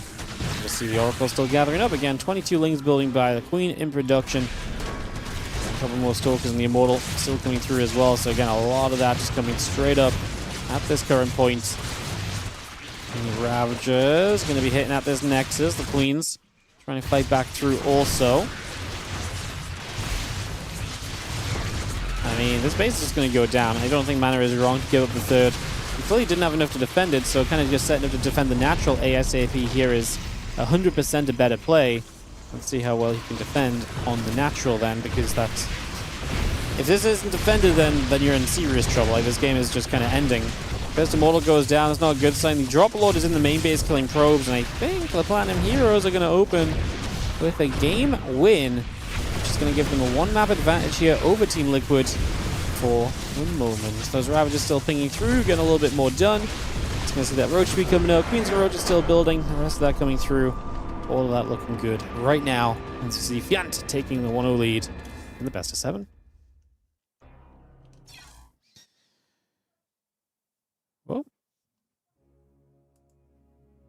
it's going to be Fant and the Platinum herOs to take an opening game. Let's head into game 2, guys. Our second map is going to be on NA Mothership coming through. Let's jump on over there. Alright, so we go to Mothership. I guess we'll play Central and then we'll play West. I guess we should coin flip it, but sure. Let's coin flip it. Oh, I typed coin flip. Fortunately, Google still knows what that means, so that's good. So yeah, Q and Sebastes are gonna kind of play back to back here, which is fun. And yeah, we may as well play them back to back because the rest of the games are replays. So go and lobby up. Get this ready to start, guys. TVP coming through in a moment. Do, do, do, do.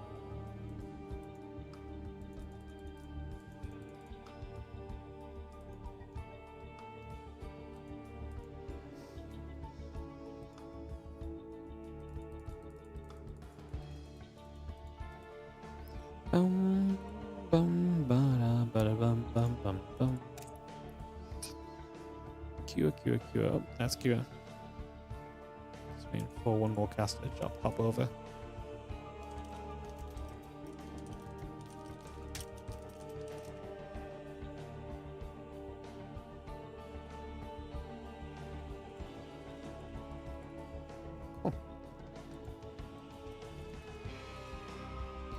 Alright, so let's queue it.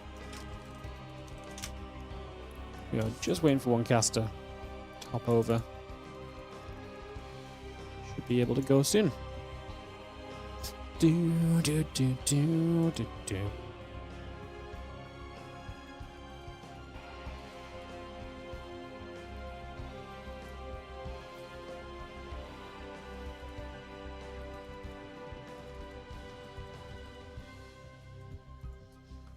Bum, bum, bum. Are they coming? Are they coming? Yes, they are. Hurrah!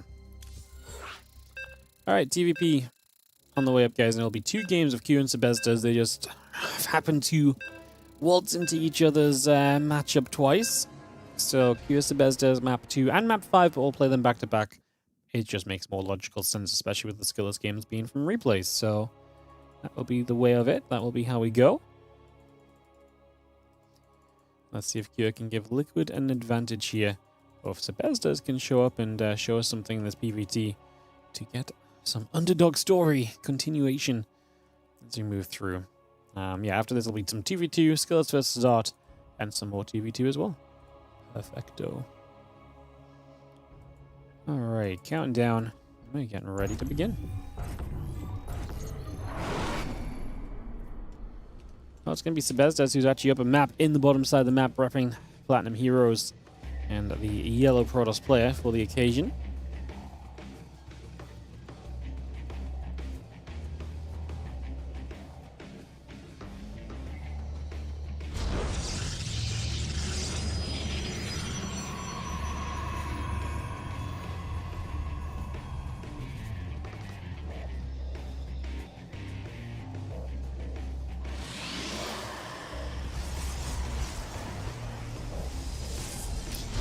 Here in the top right, I Red Town representing Team Liquid in their Team League debut on stream.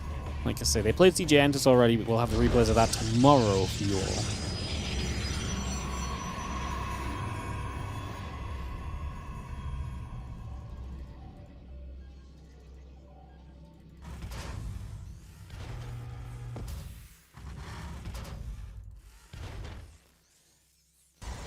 Lagging again. Yeah. The NA server, man, is... Yeah, it's my ping as well. So today, I can't connect to NA, which is really something. Love it. Well, this fixed itself after a couple minutes last time. Let's hope it's going to do something similar this time. It's crossed. Fingers crossed.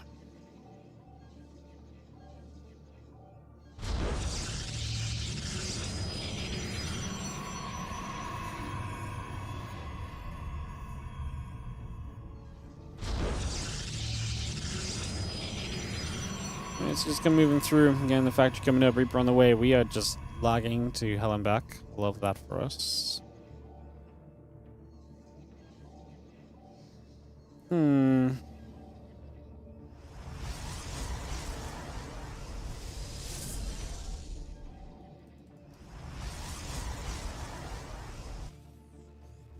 Stalking the Wolf Gate, continue to come by. Just gonna see the factory and the reactor coming up as well.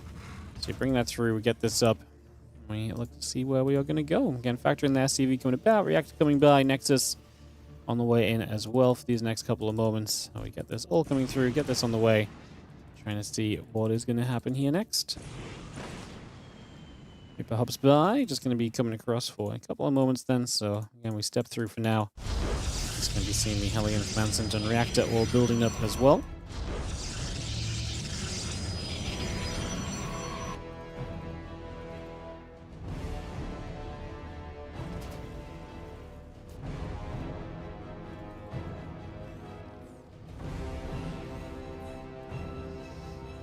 Yeah, Hellion and the G Reapers coming straight through. I'm just going to see the Twilight Council, the Stalker, and the Warp Gate building as well. So, like I say, a good chunk of things coming about initially.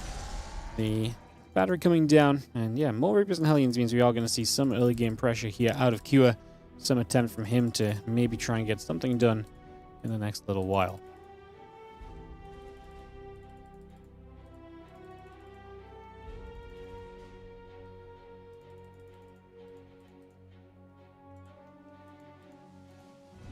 On the blink of the Warp Gate coming through, the extra couple of gateways coming straight by. Just get a lot of this straight in for the moment. The Reapers coming up, and again, the gates and the blink will continue to produce, and just going to see those Reapers hopping into the main right now, and just going to start going after the sentry for a couple of moments. So again, trying to see just what else is happening. I think going to chase in a bunch of these probes going down as well, so we continue to see that being grabbed, and just going to be seeing 3 workers are going down already. So again, a little more being done. A couple of those workers still dropping off just for a moment or two. Continuing into play. These Hellions still getting going. 8 workers, 9 workers going down. So really adding up here. I'm going to go ahead and say this is not an ideal PvT starting point. Typically in Portals vs. Terran, you need probes to mine the minerals and the gas, and that turns into units which are very good against the Terran army into the mid and late game. But without that kind of mineral and gas income from the probes, you kind of just probably die to a push of the Terran player. And yeah, unfortunately, obviously, real talking, this is not great from Sebastes. 16 probes going down to what is very... It's not uncommitted because the Reaper Hellions gave them up, but it's like it's so cheap to make this Reaper Hellion army early. And these units, if they get 3 or 4 workers, are oftentimes pretty elated about their performance. At 16, they just did through-the-roof damage. Basically out of nowhere. So this game is pretty rough for Sebastes. He's going to blink through. Stalkers going to get the siege tank. A few more Marines popping now. Going to get onto the Stalkers as well. Marine tank still building by. Just going to be seeing the Stalkers have to pull back. And Sebastes is just going to say G. Because this one is done. And, well, he'll get a chance to respond pretty quickly here. Because, like I say, we'll do the other Cure Sebastes map straight away and get straight to this. So... get it set straight up on Central.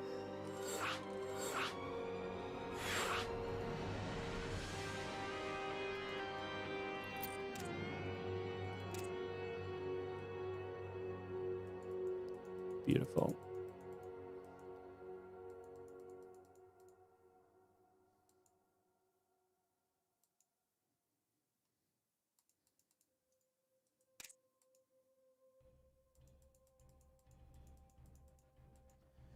Beautiful, beautiful. Alright, go goes to Sebastes. I have him in the caster slot for some reason. Let's fix that.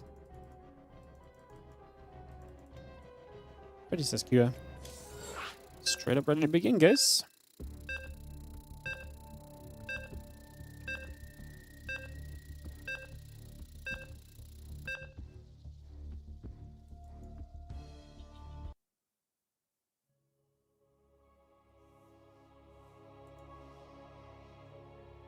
Cool.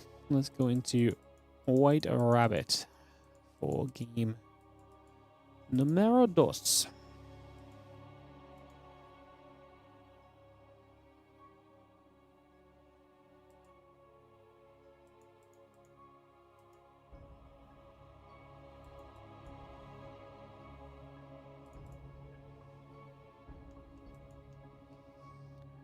Rabbit, rabbit. Bow, bow, bow, bow, bow.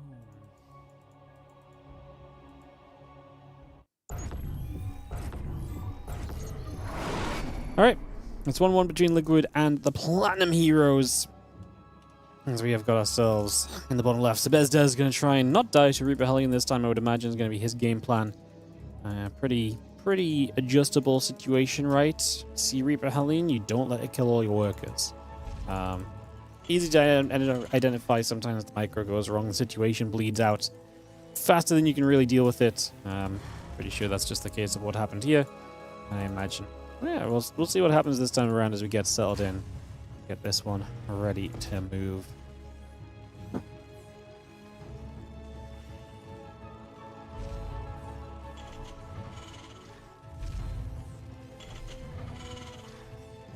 Alright, so Cure.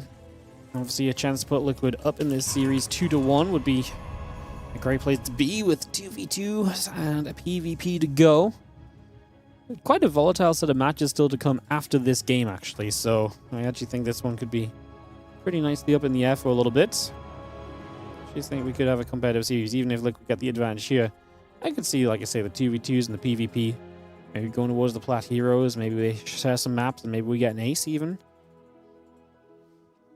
I know the Platinum Heroes maybe have not popped off so far in the tournament, guys, but I do genuinely sit there and look at their roster and think there's no reason that they can't steal some maps. There's no reason. I'm not saying they're going to come out and win, 4 series or something, but like, I don't think there's a reason why they can't kind of take some games and play some very competitive matches and, like I say, make these series interesting. So, yeah, I definitely think the setup is there, even if Q is a big favorite here. This might be the most favored Liquid will be in the remaining games, so yeah. Apparently Indy's just going to stare at a pit of despair.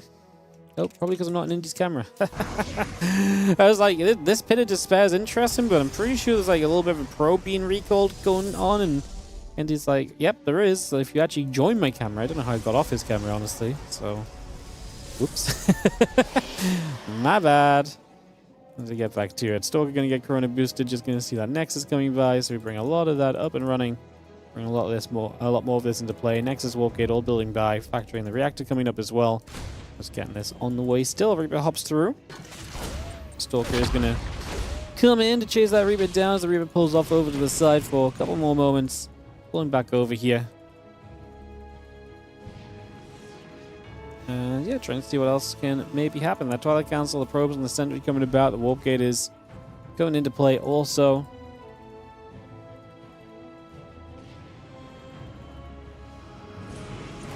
This Reaper is going to make its way around now, so just going to step over here for a couple seconds. Get in, just the one, not as scary as Seba might have some PTSD from that previous game when I see a Reaper, but there's no Hellion attached with it, right? So hopefully you can differentiate a Reaper versus a Reaper Hellion. As you see how Hallucination is going to come through, that is going to be the Widowmine looking to get a target off for a few moments as we do see the Hallucination chilling out. A couple of Marines are going to step over as well, so they're going to make their way across for now. At the moment, get that ready to go. Blink in the Warp Gate, continuing into play. Gateway and the probes continue to build up as well.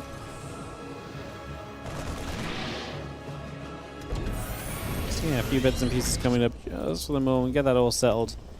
Okay, seeing the Blink and the Warp Gate still coming through. Add some gates and some probes out.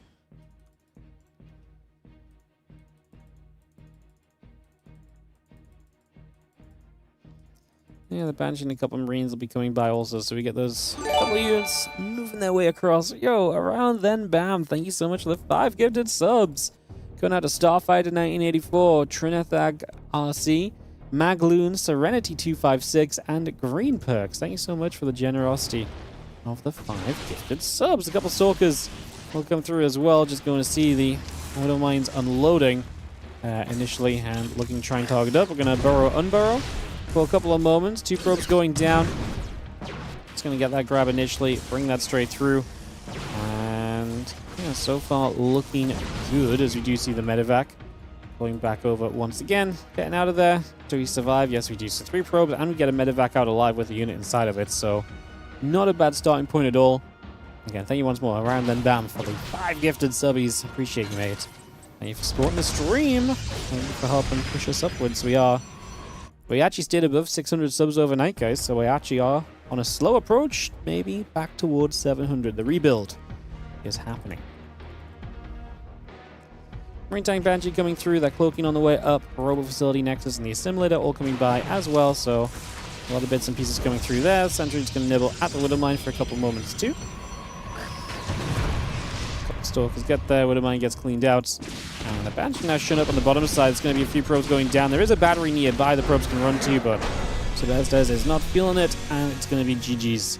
As he just feels like he's going to start taking too much damage, and then Q's going to get ahead, and Q's obviously a pretty tough opponent. 2-1 lead for Liquid as we come out of these initial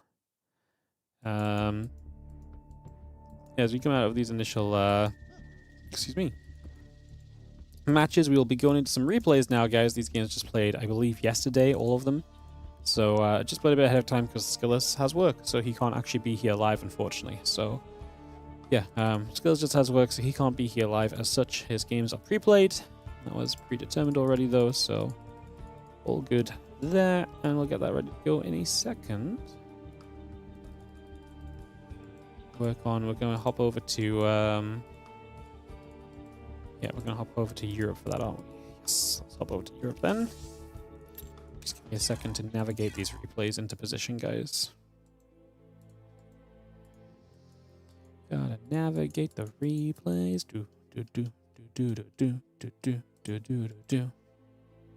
Navigate the replays.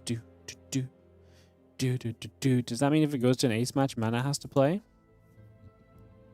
I don't know. Maybe Skele will be done with work. I don't know. Maybe Skele skived off work just to play the ace match just in case. I've got no idea. Probably means Mana or Clem. Clem's on their roster. Clem is allowed to play. Just it's not done so yet. Give me one moment then. Where is my skill list? Chat. There it is. Bam, bam, bam.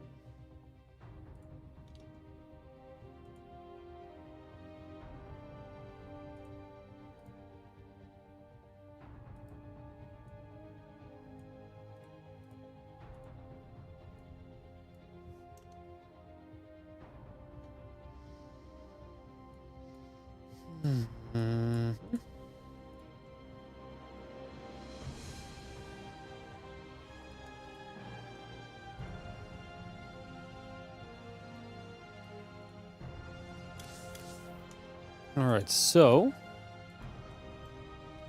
the first game is going to be the 2v2 Fields of Death.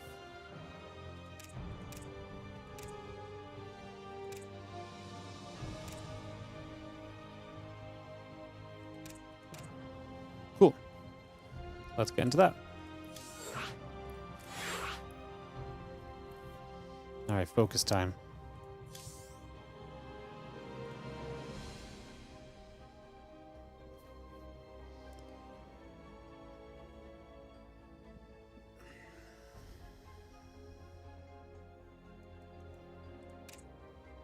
V2 time.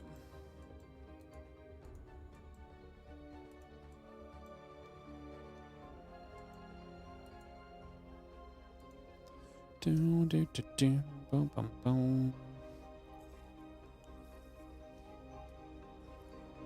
I lost a casted somewhere. I don't know where they are.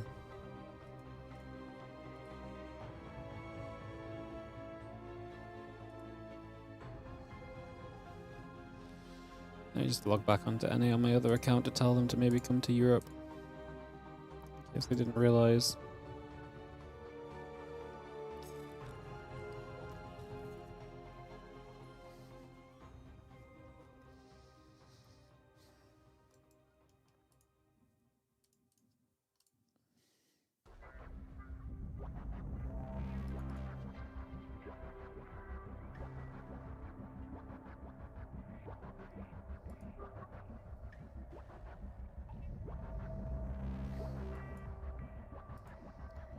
They're not online over there.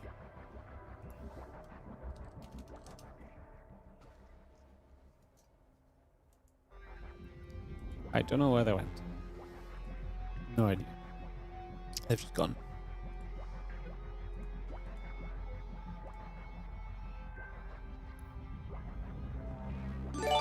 I'm just gonna send it. We've been on the server for 3 minutes now.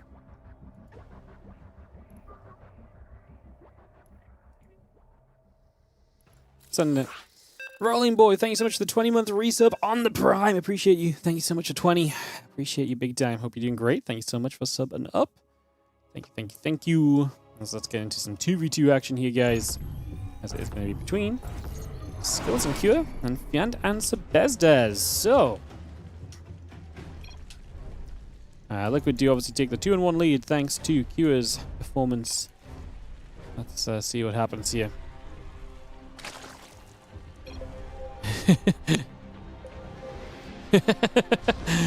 Oh, lovely. So Skele sent us all these replays because he played all of the games from replays, right? So we're gonna get his team chat and stuff, I guess, in the 2v2. So yeah. Kira asking, what is the greedy play? 3cc, he says. Yeah, so yeah, Skele sent us all these replays, so just in case you're thinking, Skele said Kira's allied chat is visible, so the replay was sent by those guys because they won.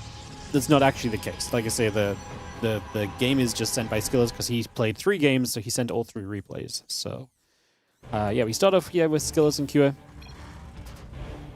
Marine Cycle and 3cc. Okay, says Skele. I love that there's communication. Obviously, this is one of the downsides of playing Korea Europe 2v2 is the communication is going to be a little bit kind of worse for wear. So yeah, Skele says he'll play the Stargate. Kyo says okay, into it. All right, so let's see what happens here. Oh, of course, man, my observing sucks at 2v2. Right, I'm just going to pre-warn you guys. Oh, it's going to be miserable. We'll make the best of it, guys. We'll make the absolute best of it that we can.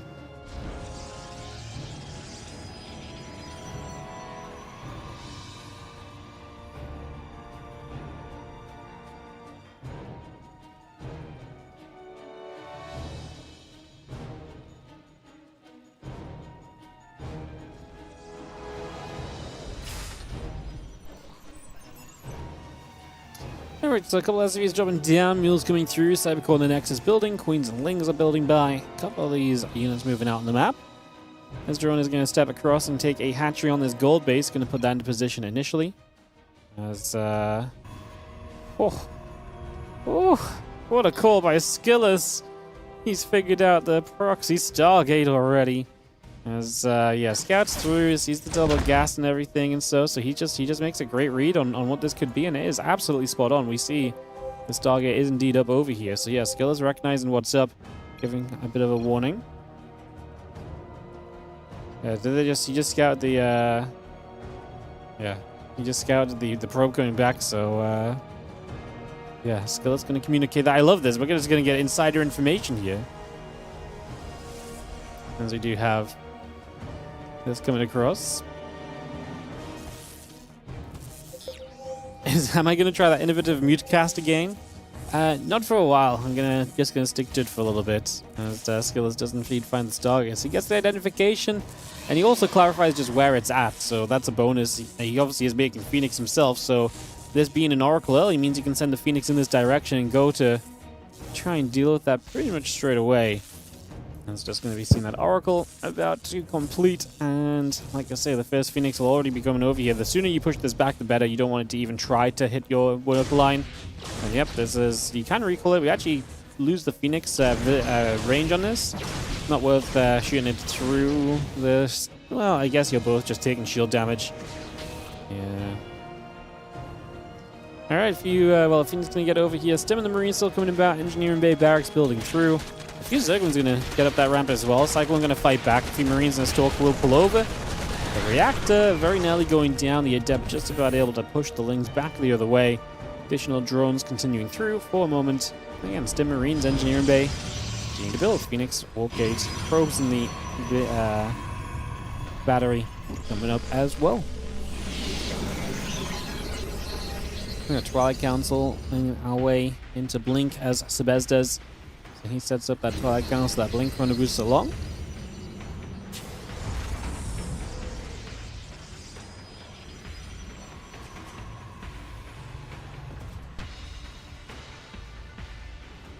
I'm just going to be seeing a couple of units gather about, so move around a little. Just going to be seeing again the starport coming through, stim in the combat shield coming about as well. Those few Phoenix going to get back down the bottom side for a couple seconds. And yeah, the double Evo chamber, drones and the lings, the overlord coming up. A lot of that continue to come by as well here just for a few moments. Now, the Phoenix going to get in for the Oracle, so that will go down. And Q asking, should he go tank? Yeah, I think tank good. He's playing bio, which maybe is a little surprising on... yeah, maybe a little bit surprising on the side of Q. We've seen a lot of successful mech play lately, especially when you team up with the guy going... I was going to say going Phoenix, but it's not mass Phoenix from Skele. He's just building 5 Phoenix right now as one Queen goes down, a couple Stalkers step over. Combat shield and the +1 upgrade continue to come through. +1 attack charge coming by. The melee upgrades building on the side of Fant as well. You do see 20 more Zerglings continue to produce. The Queen on the way. We had a couple Stalkers in the Nexus in also. And again, the +1 on the charge continue to produce by on the side of Skele. So get that going. Temple Archives is coming. The 5 extra gates as well. And these Stalkers going to try and step through. Marines in a Cyclone going to be setting up defensively.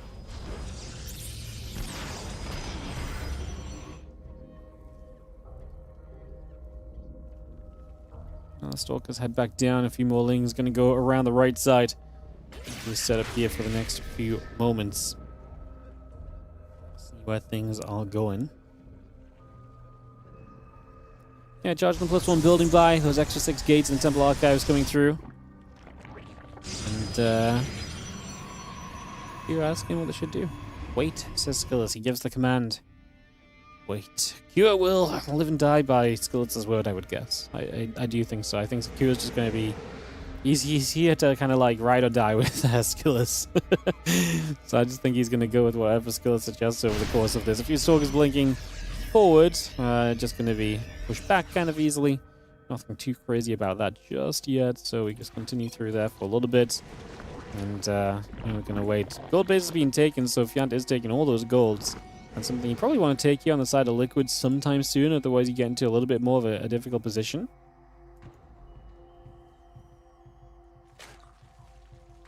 Stalkers coming back across, and we just have more Lings gathering on that right side. Melee upgrade, Overlord speed, Baneling speed as well coming up. More Stalkers coming around over the left. Can actually get a blink underneath to kill off a Phoenix already. That goes down. Infestation pit still building. Hatch the Banes. The Bane speed, the melee, the Overlord speed. All the bits and bobs coming through. Skele says go, go. Wonder what they were waiting for. Wonder what the specific reason to go now is. Yeah, I wonder if there's just something that Skele feels like he gets to here. Where are they going to work to? Around this left-hand side, it seems, and maybe in towards these Zerg bases. Not a bad position to attack into. You're going to be able to kind of sit off creep a little bit. You have this right side covered, so you can't get flanked here. And obviously you're going to start approaching this gold base very quickly. These Banes don't have Bane speed, by the way, so that's going to be an issue as we do see Skele trying to figure out his Zealots. The Archon's coming in behind those Marines. They try and fight. We spread out a little. The Zealot's just going to start hitting that mineral line off to the side, so that will begin to do some damage. And these Archons still just pushing up. Marines in the back, and we're just going to start getting rid of these hatcheries. On the other side of the map, there's a bunch of Lings, but the Zealots here will actually be able to, for the most part, at least fend these off just for the moment. As they are going to get rid of 2 Zerg bases already.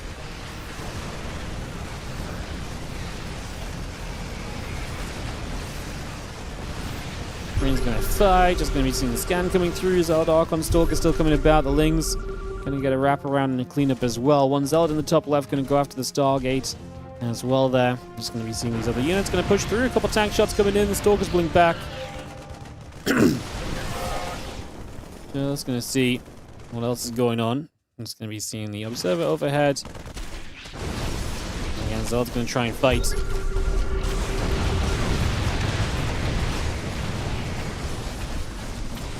A little bit of bio coming through.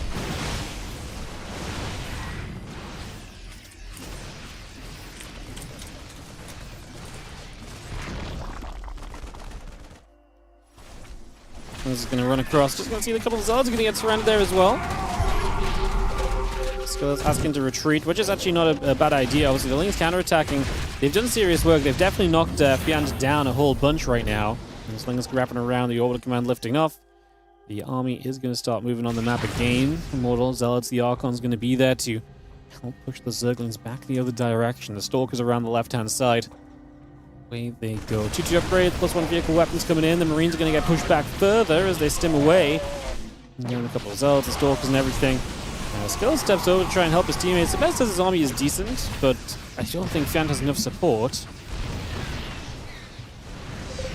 A couple of Stalkers still getting blasted. We do see the Lings up top. Observer is keeping an eye on things as well.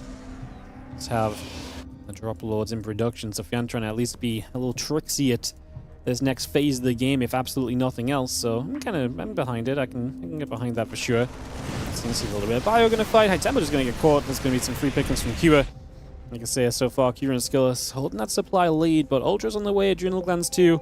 We're not in the clear just yet. Like, yes, it's an okay position for them, but there's a way to go for now still.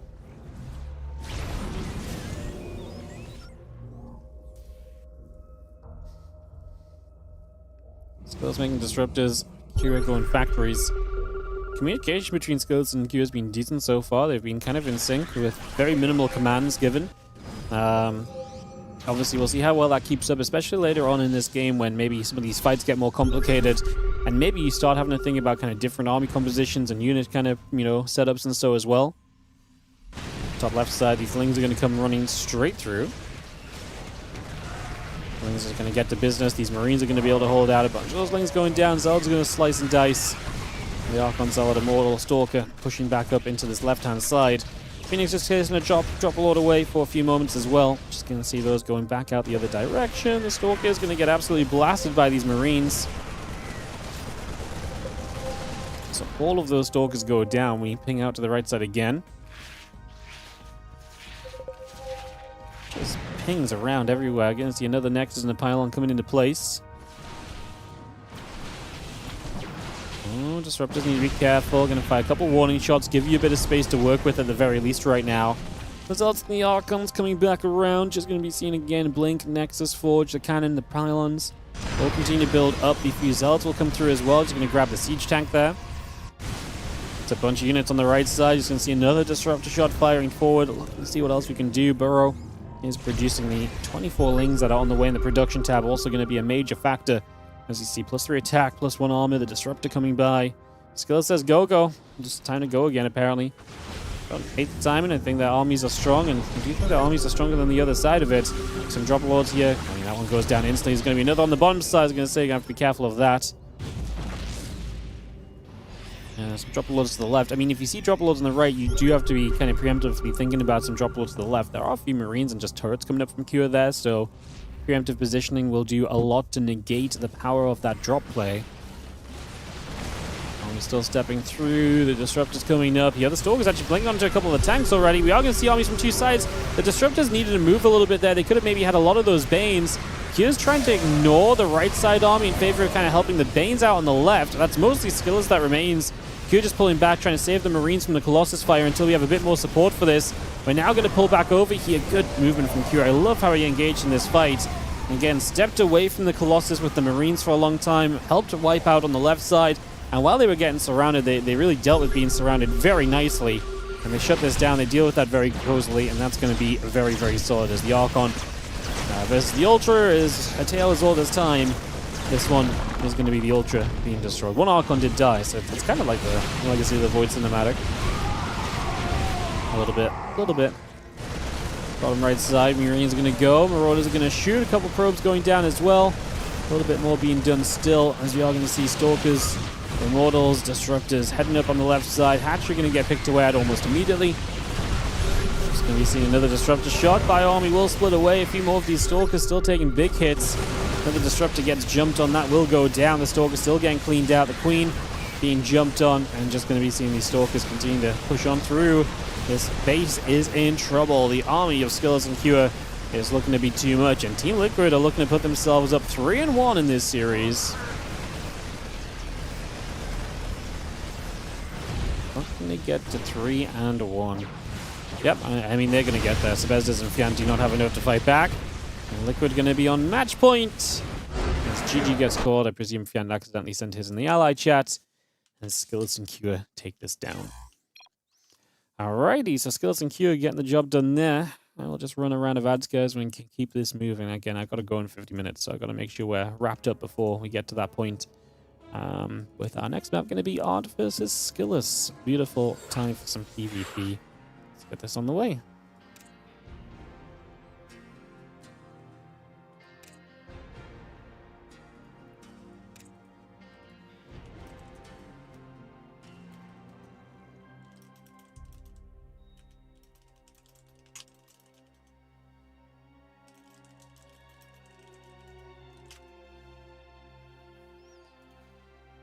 All right, we'll give it 30 seconds and we'll head into this, guys. We've got some ads playing, but we'll get those ads and we'll get into this PvP coming up next. Let me clear out a couple of tabs for a moment or two.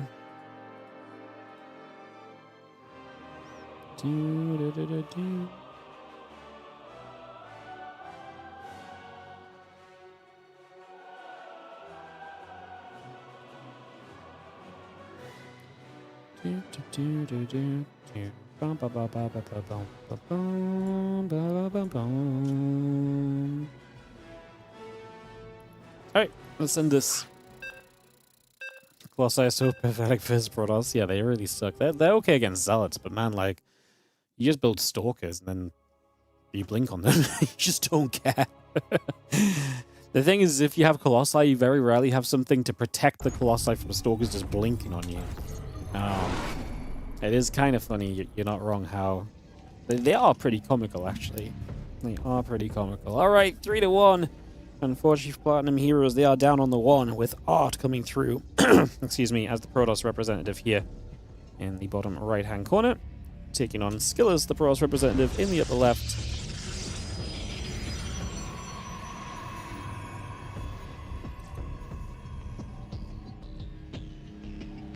Game 5 of this series.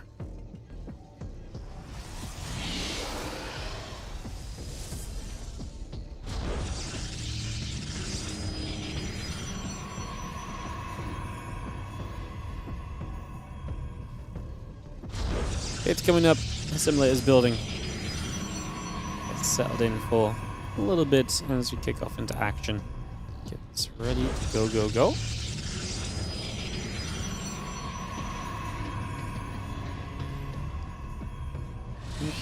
Feet. First probe across the map will be of Skillis. Art is going to go onto the map a little later. Starts out to the left side, but then sees the probe and says, well, you're not going to be on the left, and if I go that way, it's going to give you an idea of where I'm going, so now I'm just going to go straight across the map instead.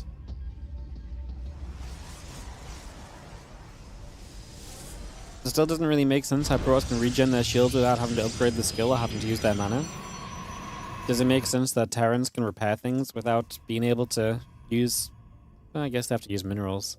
But then Zerg just regen HP over time as well. Like, all the Zergs, all the races are unique, man. They just they all have their own little things that work in different ways. I think it's fine. Shields regen, it's like half the hit points can regen. It's a cool mechanic, honestly, right? Like, everything has a shield, and obviously the downside of them having shields is ghosts as well. So, you know.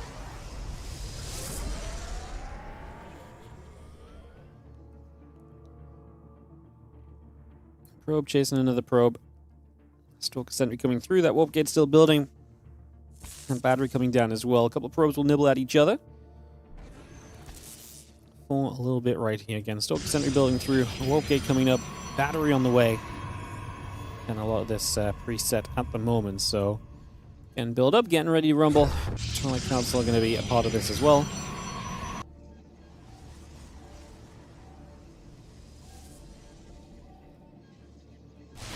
Let's see that Sentry and the Stalker together. Just going to ping through this pylon. So pylon going to take some damage. That's going to end up being cancelled here as well. Just going to see that dropping down immediately. And we can continue through the next couple of moments. That Nexus coming online. Sorry guys, my headset's not comfortable. Let me do some rearranging. Oh, there we go. It's a nice snug fit. Alright, cool. So yeah, let's see what we get up to. Nexus coming into play, and just going to be seeing the Twilight Council. Nexus coming about, Stalker and the Warp, Stalker and the Blink coming through. Nexus building. Hallucination going to move around as well.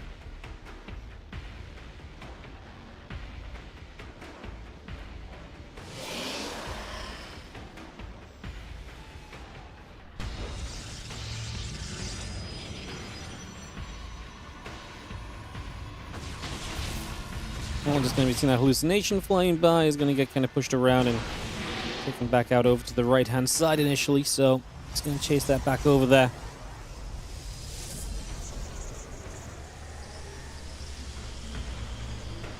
Blink coming up from both players, so Blink coming through, Robo-Facility on the side of Art, but both of them just expanding and taking us into a fairly regular PvP just for the moment.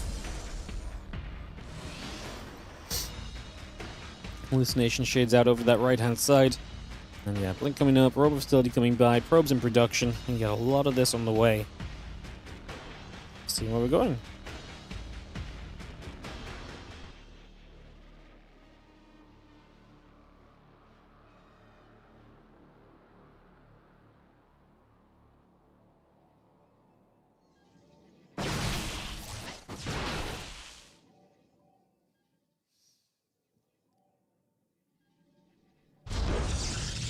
Station moving back through, again next to the Robo coming about. Blink's coming in. I'm just going to see the Observer and the probes building as well. The Stalkers get out over to the left-hand side.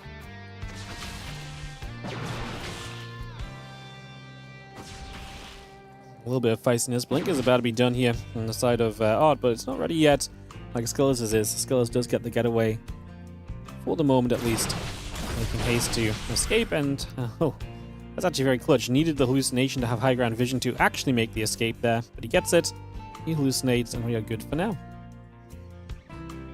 Stalkers get back up to the top. Just gonna see the other Stalker coming by. The Immortal Chrono Boosting on the Robo-Facility.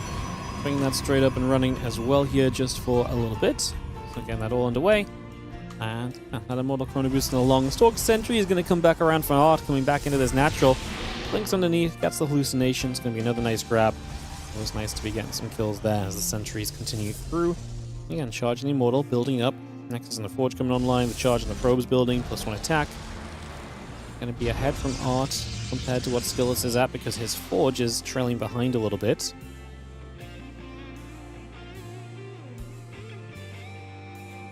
And that Resonating Glaive is going to build on the Twilight Council as well. It's just going to bring that straight through. We get that going. +1 attack will also build on the Forge. 2 more gates to the top. Make it 3. Yeah, obviously just a big build-up, work counts even, and seeing where we go over these next few moments.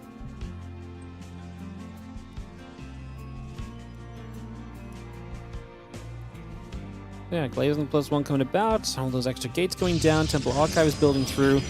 Just going to see Temple Archives dropping into place already.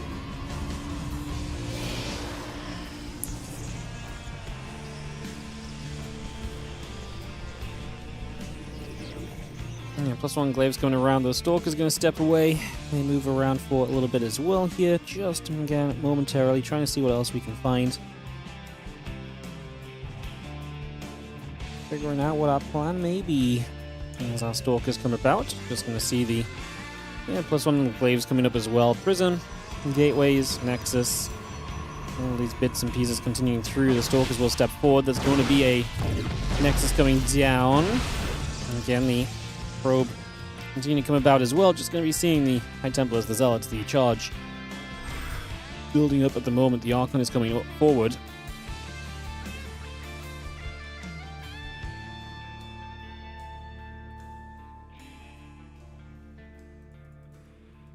Straight into place right now. Again, those few Stalkers gather up. See what else is going.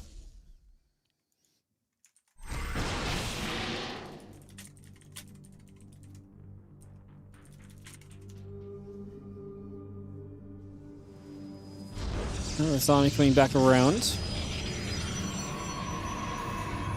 Just going to be seeing the Zealot Stalker Archon still coming back over. Just going to see a couple more Zealots coming through as well. Trying to see what else is going on.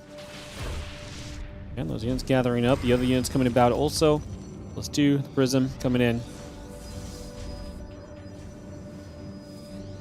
Next is coming down. We see the rest of the Stalkers coming over as well around that left side. Big push up into the center. This pylon goes down. The Nexus is going to get jumped on. Taking a bunch of damage. Immortals are shredding the Nexus, so it's going to go down immediately. Skele just cancels that 4th base, and Art is around the back looking to maybe jump on the Prism. The next Warpin went off at least. Now we're going to get it, and now we come in here in general. Now obviously the Glaives is ready, so the Glaive Devs are putting in work. They shade into the main, so that's going to do some damage, but it does kind of abandon the rest of your army. How much we're going to get out of this? Killing 8 probes so far. 9. Recall into the main base is not going to be... Oh, I actually don't mind this fight before Skele, because actually you're recalling the Zealots in. And obviously this is exactly what the Adepts are made for. So you're going to clean up a bunch of Zealots for free before you then continue to shade around and keep action moving. Kills off a Stalker. Not going to shade again. I like it because it's just moving the main. As long as the Archons are the ones running away, right? And now it's going to be hard for these Archons to actually come through. We're going to target down a pylon. Maybe, I wonder if we could have stepped forward and got those sentries. I wonder if that's maybe something Skele could have grabbed here. Just shade. Doesn't get out of the main, but he gets to the high ground. That's actually a bunch of probes. Now he drops a recall. We actually saved some Adepts. We save a bunch of them. Wow. What an effort from Skele. 136 to 77 supply, and all of a sudden it feels as though Team Liquid are on the verge of victory in this series. Wow.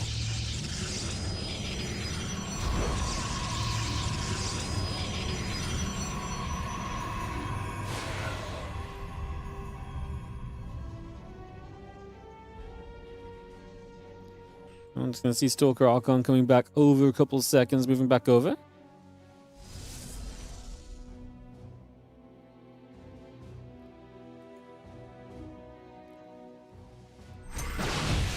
I see the Stalkers getting underneath again. The Archons and Sentries and Stalkers continue to come through. Just going to see that pylon going to get jumped on for a couple of moments here. Moving for a second. Just going to go firing straight through this. Just going to be seeing, I mean, we're going to kind of base trade it, right? In theory, Skele's army's not great in a base trade because it's very adept heavy, but at the same time, he's just so far ahead. So maybe it just doesn't matter. You get the Prism out, instantly dies. Now, the Adepts are not going to be, like I say, the best at base trading, but like I say, are we just so far ahead it doesn't matter? There's 2 probes left on the map from Art. One of them's here, one of them's there. So neither of them are on the map, so he doesn't have any structures on the map, so Skele just needs to bring his probes down to the bottom and he'll be fine, because Art cannot, in theory, build anything else. This one probe is here, and it ain't escaping. So Art probably just has to come home and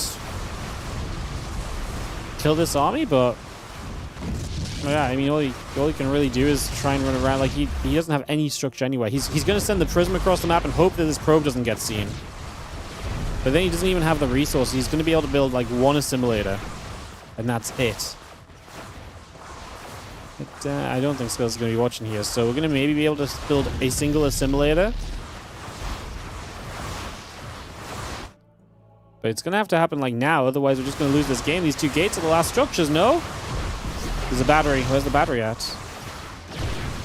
Oh, it's there. It's under fire. It's under fire. Art gets eliminated. He does not get it. Yeah. Okay, GG. Skele gets it done for Team Liquid. They are going to win this out with the 4-1 victory. Of course, we still play Game 6, but it is known that Liquid will be the victors of this series.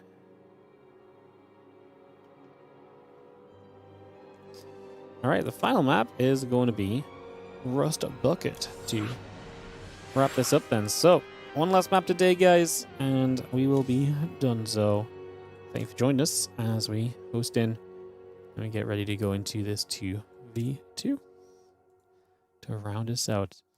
There's going to be more Team League tomorrow. Again, there's going to be 3 matches tomorrow because there'll be Polish Power versus the 3 Musketeers, Polish Power versus Shopify Rebellion, and there will also be Team Liquid versus Not CJ Entus.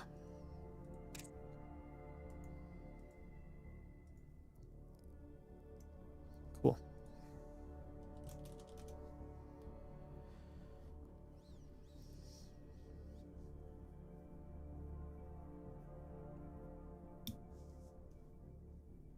All right, guys. Give us a moment.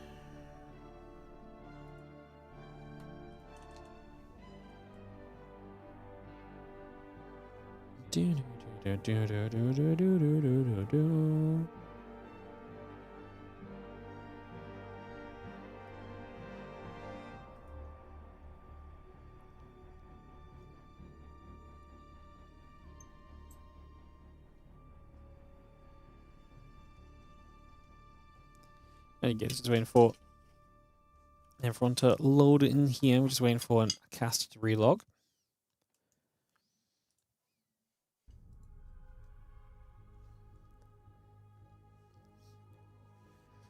Oh yeah, look who showed up. A little puppy dog. Funny, you always show up when there's food, isn't it, Ellie? Funny, always show up when there's food.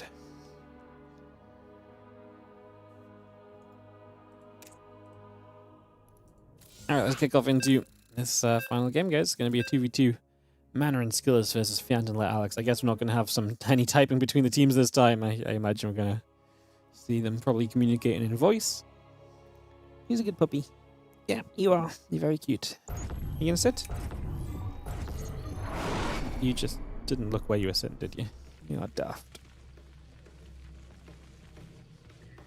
Are you plugged in, Ellie? Is your camera plugged in? No. Unfortunately, guys, no Ellie cam. Sorry. Fant and Alex will be in the top right to try and restore honor to the Platinum Hero's name via 2v2 with Skele and Mana in the bottom right side. Just looking for points. Let's get this up, running, and ready to party.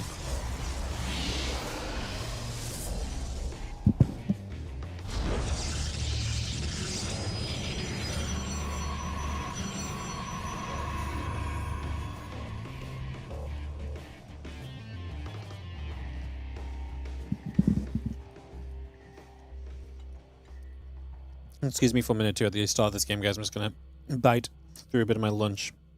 Because as soon as this ends, I have to go and take Ellie to the vet, so... just going to try and get some quick bites in at least, so I'm not completely rushed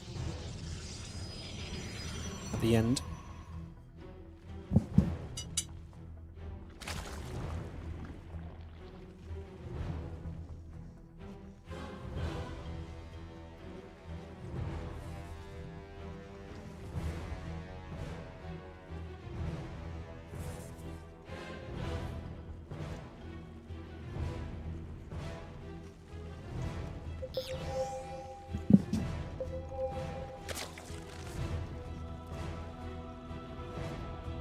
Some Ellie's scouting, nothing too wild just yet. Feelings and the link speed coming through.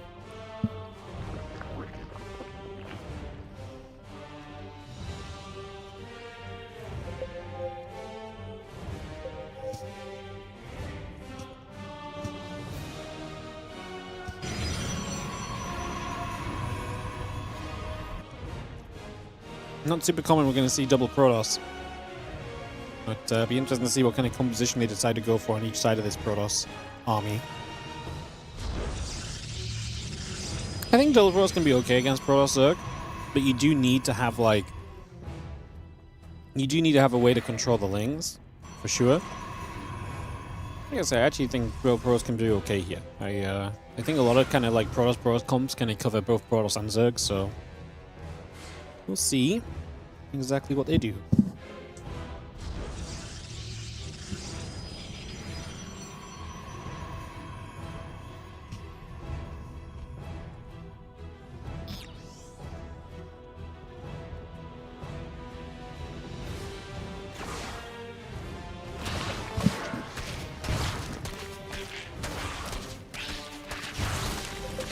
Pulling the gun up. Depth is going to get killed. Nice little cleanup. And a few Lings run onto the map here from Fant for the next few moments. And then get set up for a little bit early.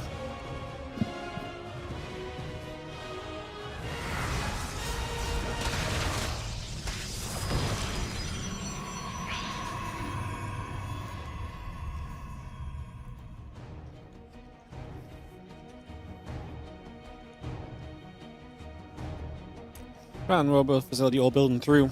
The Oracle on the top. Gets chased away as well.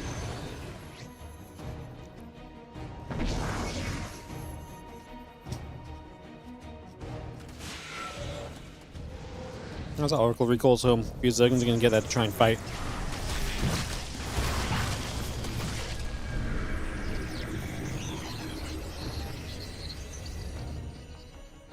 Actually lost an Oracle with Skele. I just saw that happen on the mini-map. So, yeah, you lose an Oracle early. Not ideal.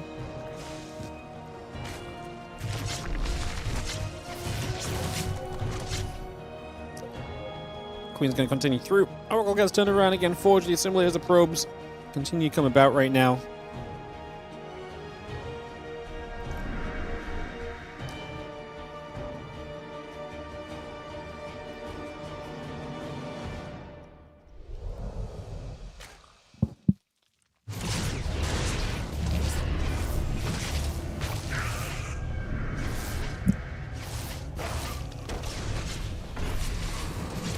2 queens getting lifted. The Oracle drops a Revelation. We're going to retreat back out down the left side again.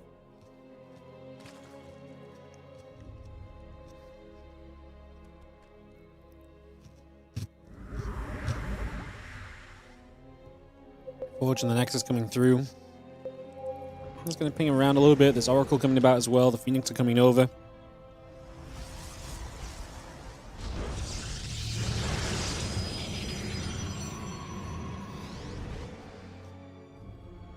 Full energy recharge as Fant gets to the middle of the map. There's some of these Zerglings for a couple of moments too, so getting that set up just for now. I'm going to come back around as well. It's a lot of Lings actually going to start running in over here, so they're just going to run straight through. And actually get a grab on these couple of Immortals. At the same time, we're across the map. That Immortal's going to go down. Yeah, over here we're starting to fight. A couple of these Phoenix are going to get shot away. The Stalker's going to get jumped on and chased as well. The Queen's going to be here to try and help clean the rest of that up. A couple of these Stalkers continue to fight through and getting some hits off. We are going to see the Robo Facility, the probes. Plus one attack upgrade coming by. Just going to see the recall home in the end. Things will settle a bit here. Supply pretty even. I think it's going to be mana going into double Colossus, where Skele is starting to make the ground army with all of the gateways. You're definitely starting to see, like I say, one guy getting something that can deal with a lot of these Lings, and the other guy just trying to make that well-rounded kind of Protoss force to support otherwise. Kind of along the lines of what we expected, I guess.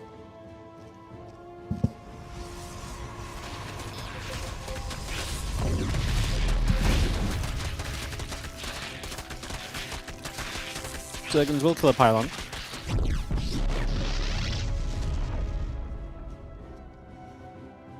Mana only 2 bases, by the way, while Skele is moving to 4 bases, so that's kind of interesting as well. Keep our eyes on that economy development.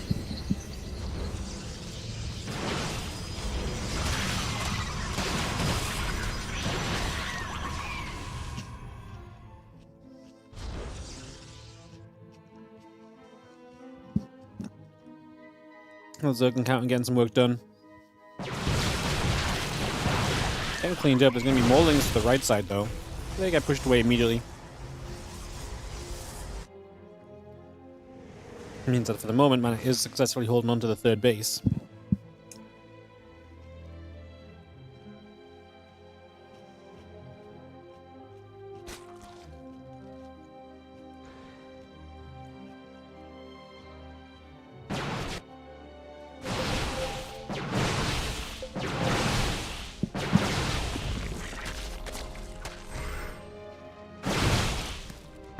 Stalkers will kill that hatchery, but do they get punished? I mean, Skele's getting caught by the Lings. I think they'll be back off cooldown in a second, but there's still Lings that are going to chase. Stalker's taking more damage, a bit more coming through. Just seeing these Colossus trying to fight back. A couple of Zealots beginning to go down as well.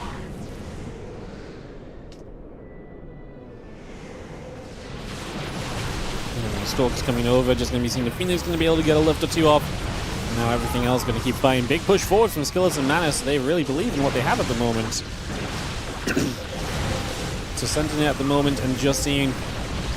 Oh, his base getting cancelled up on the right side. Some Zealots are going to run by those. I like it from Led Alex, getting in there with some Zealots, getting some damage done. Mana losing a bunch of economy. Entire mineral line goes down. Remember, Mana was very late to the 3rd as well, so his eco was already kind of weak. Now it's going to be made even weaker. At the same time, Fant is obviously going to be hurting after this. His supply is struggling on the side of the Platinum Hero boys. Both force still coming down to play. The Stalker's going to blink to the high ground, and we will just see that Spore Crawler still being cleaned out. On the right, there's going to be even more Zealots showing up once again. And yeah, these Stalkers continue to trade out. Just going to see a force field coming through. Continue with this. A couple of Immortals are going to stay busy. Also, a few Lings getting cleaned out. Lurkers are here from Fant at least, but are there enough of them to make a difference right now? There's not enough support for them. The Stalkers alone are stepping forward, and if Stalkers are happy to fight Lurkers, that really is not a good sign for you. The great news is, on the side of Fant and Alex, is that they really did hurt Mana a lot. So while Skele is the supply leader in the game, Mana is the supply loser in this game. 102, and then Fant and Alex 120 and 130, and then Skele's at 160, so... a big difference across the board. I mean, overall, we're basically working with 260 versus 250 supply, so it's actually very close. Skele's fighting here. There goes Mana's a Phoenix. Colossus. He's got a few Phoenix. Lifts the Immortals of his opponent. Losing the Colossus kind of sucks because the Lings and the Hydras, obviously, Colossus would just be great here. And they're actually going to see new Colossus showing up, immediately goes down. Nice catch, because like I say, that's just going to be so valuable. The Colossus is so good in these scenarios. Skele's getting so much done. The few Phoenix lifts are being capitalized on. We kill off some Immortals because of them. You're going to see one Immortal left in the front as Skele just blinks back. And we're going to see Mana recalling Phoenix to try and come in, I guess, lift these Lurkers and find a way to be able to clean those out as well.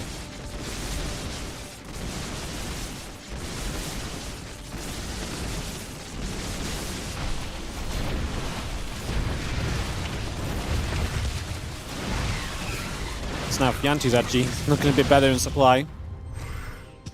Now to him and let Alex.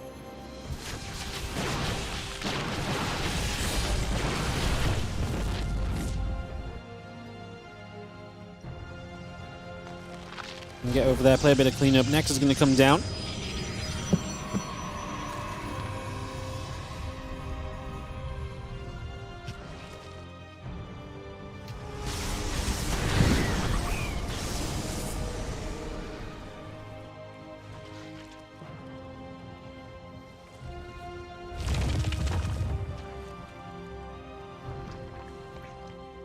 Double road facility coming up. Nice network coming through the hatchery building. Clean hydrogen plus some mid-south coming over as well. His army looking to try and get forward again. A lot of the lurkers putting work in immediately though.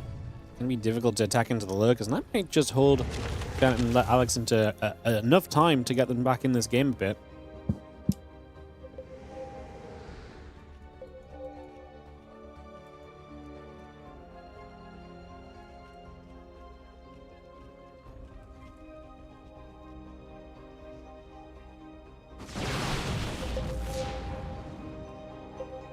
Terrifying moment of these lurkers being in range, but they do not shoot just yet. Lings back up the left side. Zealotstalker Immortal still gathering, plus 3 attack. Zealots Robo Bay coming through as well. Mana's still trying to get rebuilt. I mean, Skele's economy is huge, 190 to Mana's 120 in terms of just overall supply. Well, Zealots drop off from the prism over here.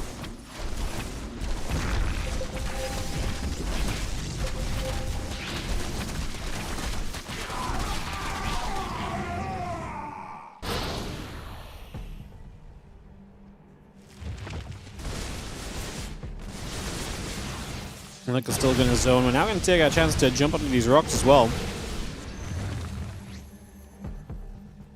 little bit of a recall coming back through.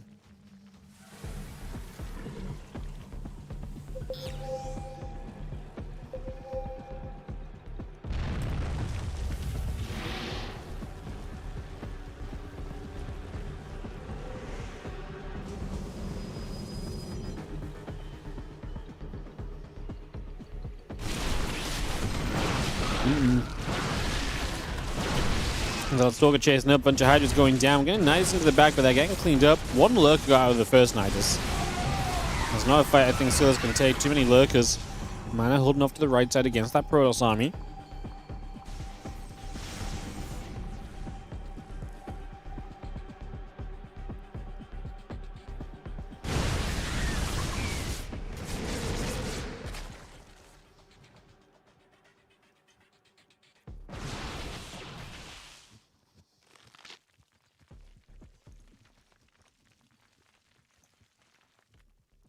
Pull back a little further. Still got Lurkers over here. It's taking a long time to clean up.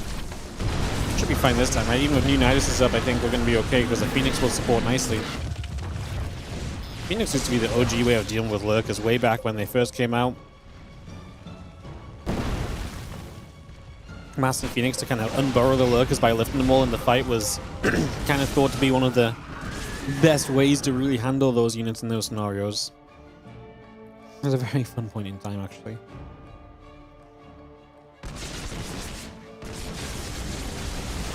It's going to see Rolling Hydra going to fight. It's going to be seeing these Lurkers are shooting through. Phoenix going to chase. Stalker's going to chase after as well. A couple of these Lurkers already going down, so we're going to get some grabs here. The Colossus are going to fire. Disruptor Shot's going to fire through as well.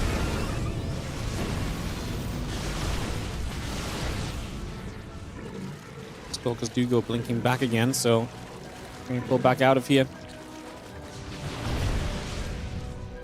It's going to see the rest of this army coming back around. Nidus back up in this corner. We've seen this happen a couple times. Fant is back in the supply lead, by the way, to maxed out. So him and Skele is maxed out. Fant and Mana 150th supply. It's actually still a very close 2v2 at the moment. So very close situation, very close game as of right now. Let's see, as Hydra's still putting some work in. The Colossus are putting some laser beams out. And the Lurkers get lifted for the next few moments as well. Colossus not messing around. See a few of the Lings, a few of the Hydras all getting cleaned up here. Just going to be seeing the plus 2 missiles coming by. Again, Lurkers and Hydras coming up. Hydras on the way. You're going to see the rest of these Stalkers and Colossus coming back out as well. Disruptors gathering up with this. And we are going to be seeing the Colossus and the Stalkers again coming through. Get rid of a few more Lings.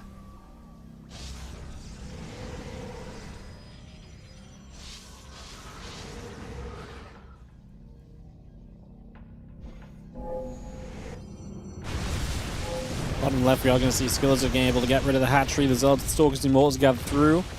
Army of Alex continues over as well. Just going to be seeing these Immortals actually get caught in a couple sides. Oh, that's a massive surround, and these Disruptors are great. So Skele's army kind of getting deleted. Can Mana do anything at the same time? So far, no. He's pulling back to deal with the run-by. Skele's just got absolutely destroyed here. Now, he actually kills a decent amount, I guess. Supply-wise, Skele drops from 200 to 130, but so does Lad Alex. He was maxed out previously as well, so maybe this wasn't all bad. We're not going to be having this base of Skele. It's likely just going to be cancelled. I don't think we can save this. Those probes are living a pipe dream if they think they can actually mine from this base. The Hydras and the Lurkers step toward it. We're going to see the Colossus Force, Mana's army again, definitely the techie one, coming through for a little bit. We're going to see the units coming through. Lurker gets picked off. On the bottom side, he's going to be seeing a Knight is coming through as well. Hey, what's up, Squire CD? How you doing, mate? Thank you so much for the 24-month resub. 2 years. Appreciate you. As this army still stepping up, the Hydras are going to get kaboomed. Colossus are going to laser beam them all down. On the main base, going to see those Lurkers coming to bat as well. The Immortals will get through the Nidus network. The Tempest's going to sit overhead. Continue to go onto those Lurkers. The Overlords are still being picked away at. Colossus laser beaming their way through this. And again, the Tempest is going to continue to fire into the Nidus network for the next few moments. So again, we fire straight through that. His army's still chasing forward. The Immortal goes down.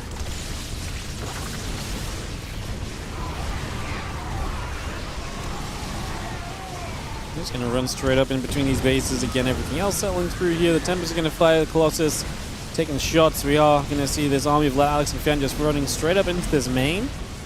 I mean, base trade activated. It's so funny how tides can turn, right? Like, Skele was the absolute dominant player throughout this entire game.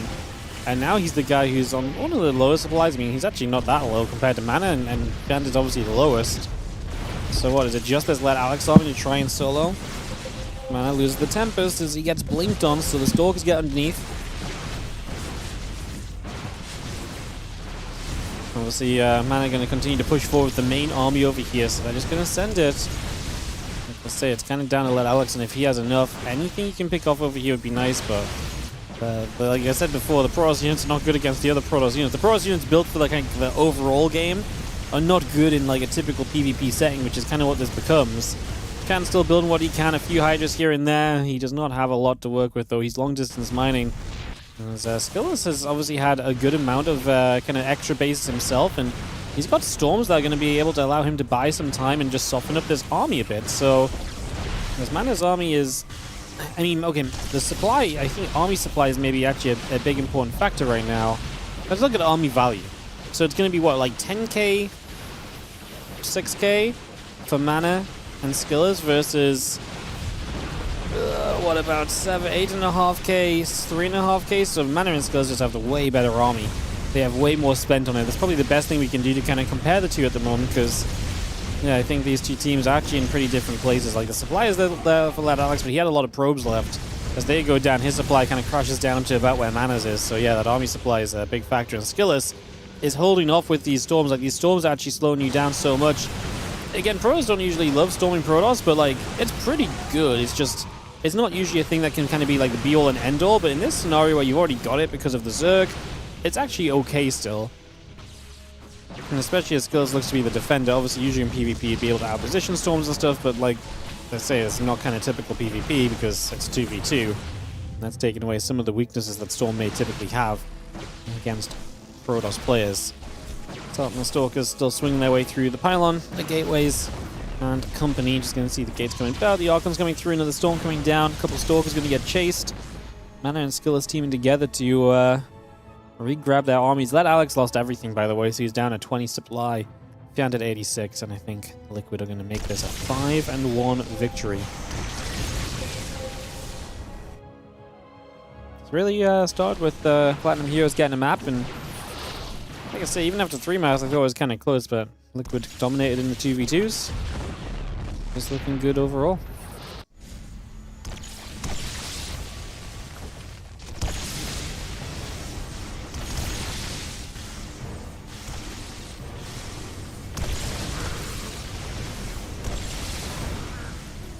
Sorry guys, I had to clear my throat. I just see Mana is advancing through into this main base of Fant, so he's going to lose this very shortly. He's got a handful of Hydras that are going to try and fight. The mass observer siege up from Skills is definitely a thing to behold. Like, isn't it beautiful?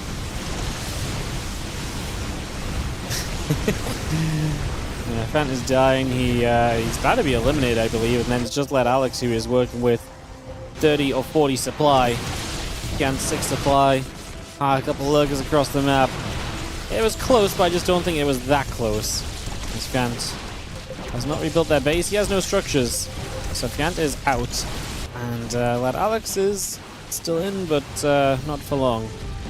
As we are going to watch them losing structure by structure. Like I say, there's a couple of lurkers and a couple of stalkers here trying to do something, but there's just no way they actually win a base trade. I didn't realize actually Mana lost pretty much everything too. Mana only had a pylon left. Obviously, Mana still has 95 supply of army, so it came down to Alex and Skillet's building. But Skillet's kind of, I think the main thing for Skillet was he was kind of dominant all game long. The whole game, it felt like Skillet was in that lead, right? GG's. That is going to be Skillet and Mana taking this one down to make it 5-1 for Team Liquid. Alright, so Liquid opened their Team League season with a victory on the board against the Platinum Heroes. Alrighty, guys. That is going to be it for us today. Let's have a look at the Team League bracket and just chat about this for 1 minute, and then we're going to wrap this up. So, Platinum Heroes, unfortunately, 0-4. They will still have to play against Exeritus and also Basilisk. So, Exeritus and Basilisk can have to be played against there. Yeah, so that's kind of fun. Obviously, we've got ourselves some fun matches still to come. Obviously, no Ace Jeanette and CJ Enters up at the top right now, 2-0, 2-2 from Stanley Balls. Basilisk and Liquid at 1-0. We'll be seeing more of them next weekend when we wrap, or when we continue the Team League. Next play day is tomorrow again. Only 3 matches tomorrow, because Liquid will play CJ Enters as replays, and then we'll have the Polish Power versus the Musketeers and Shopify Rebellion. I do unfortunately think that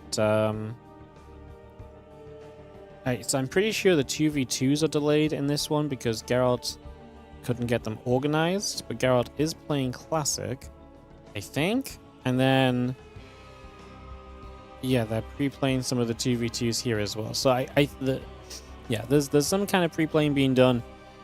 I honestly don't really know how many games we'll have tomorrow, but we'll have some combination of these 3 series. Tomorrow's Friday, right? So I did say on Friday we would also finish off these matches, the Villains versus Polish Power and Onside versus Polish Power. So we will come back up and finish these games off after the other matches have been played. So that is the plan tomorrow. So yeah, so that's the plan tomorrow, and that does wrap us up for today. Again, in terms of these matches, guys, I don't know. I'm gonna see if something works on the reschedule, and if it doesn't, we're probably just gonna have a team get DQ'd because they just communicated very badly. So we'll see. I just don't know yet. I'm gonna sit down and do like a big reordering of the schedule tomorrow because of a few matches that have moved and stuff, and then we'll figure that stuff out.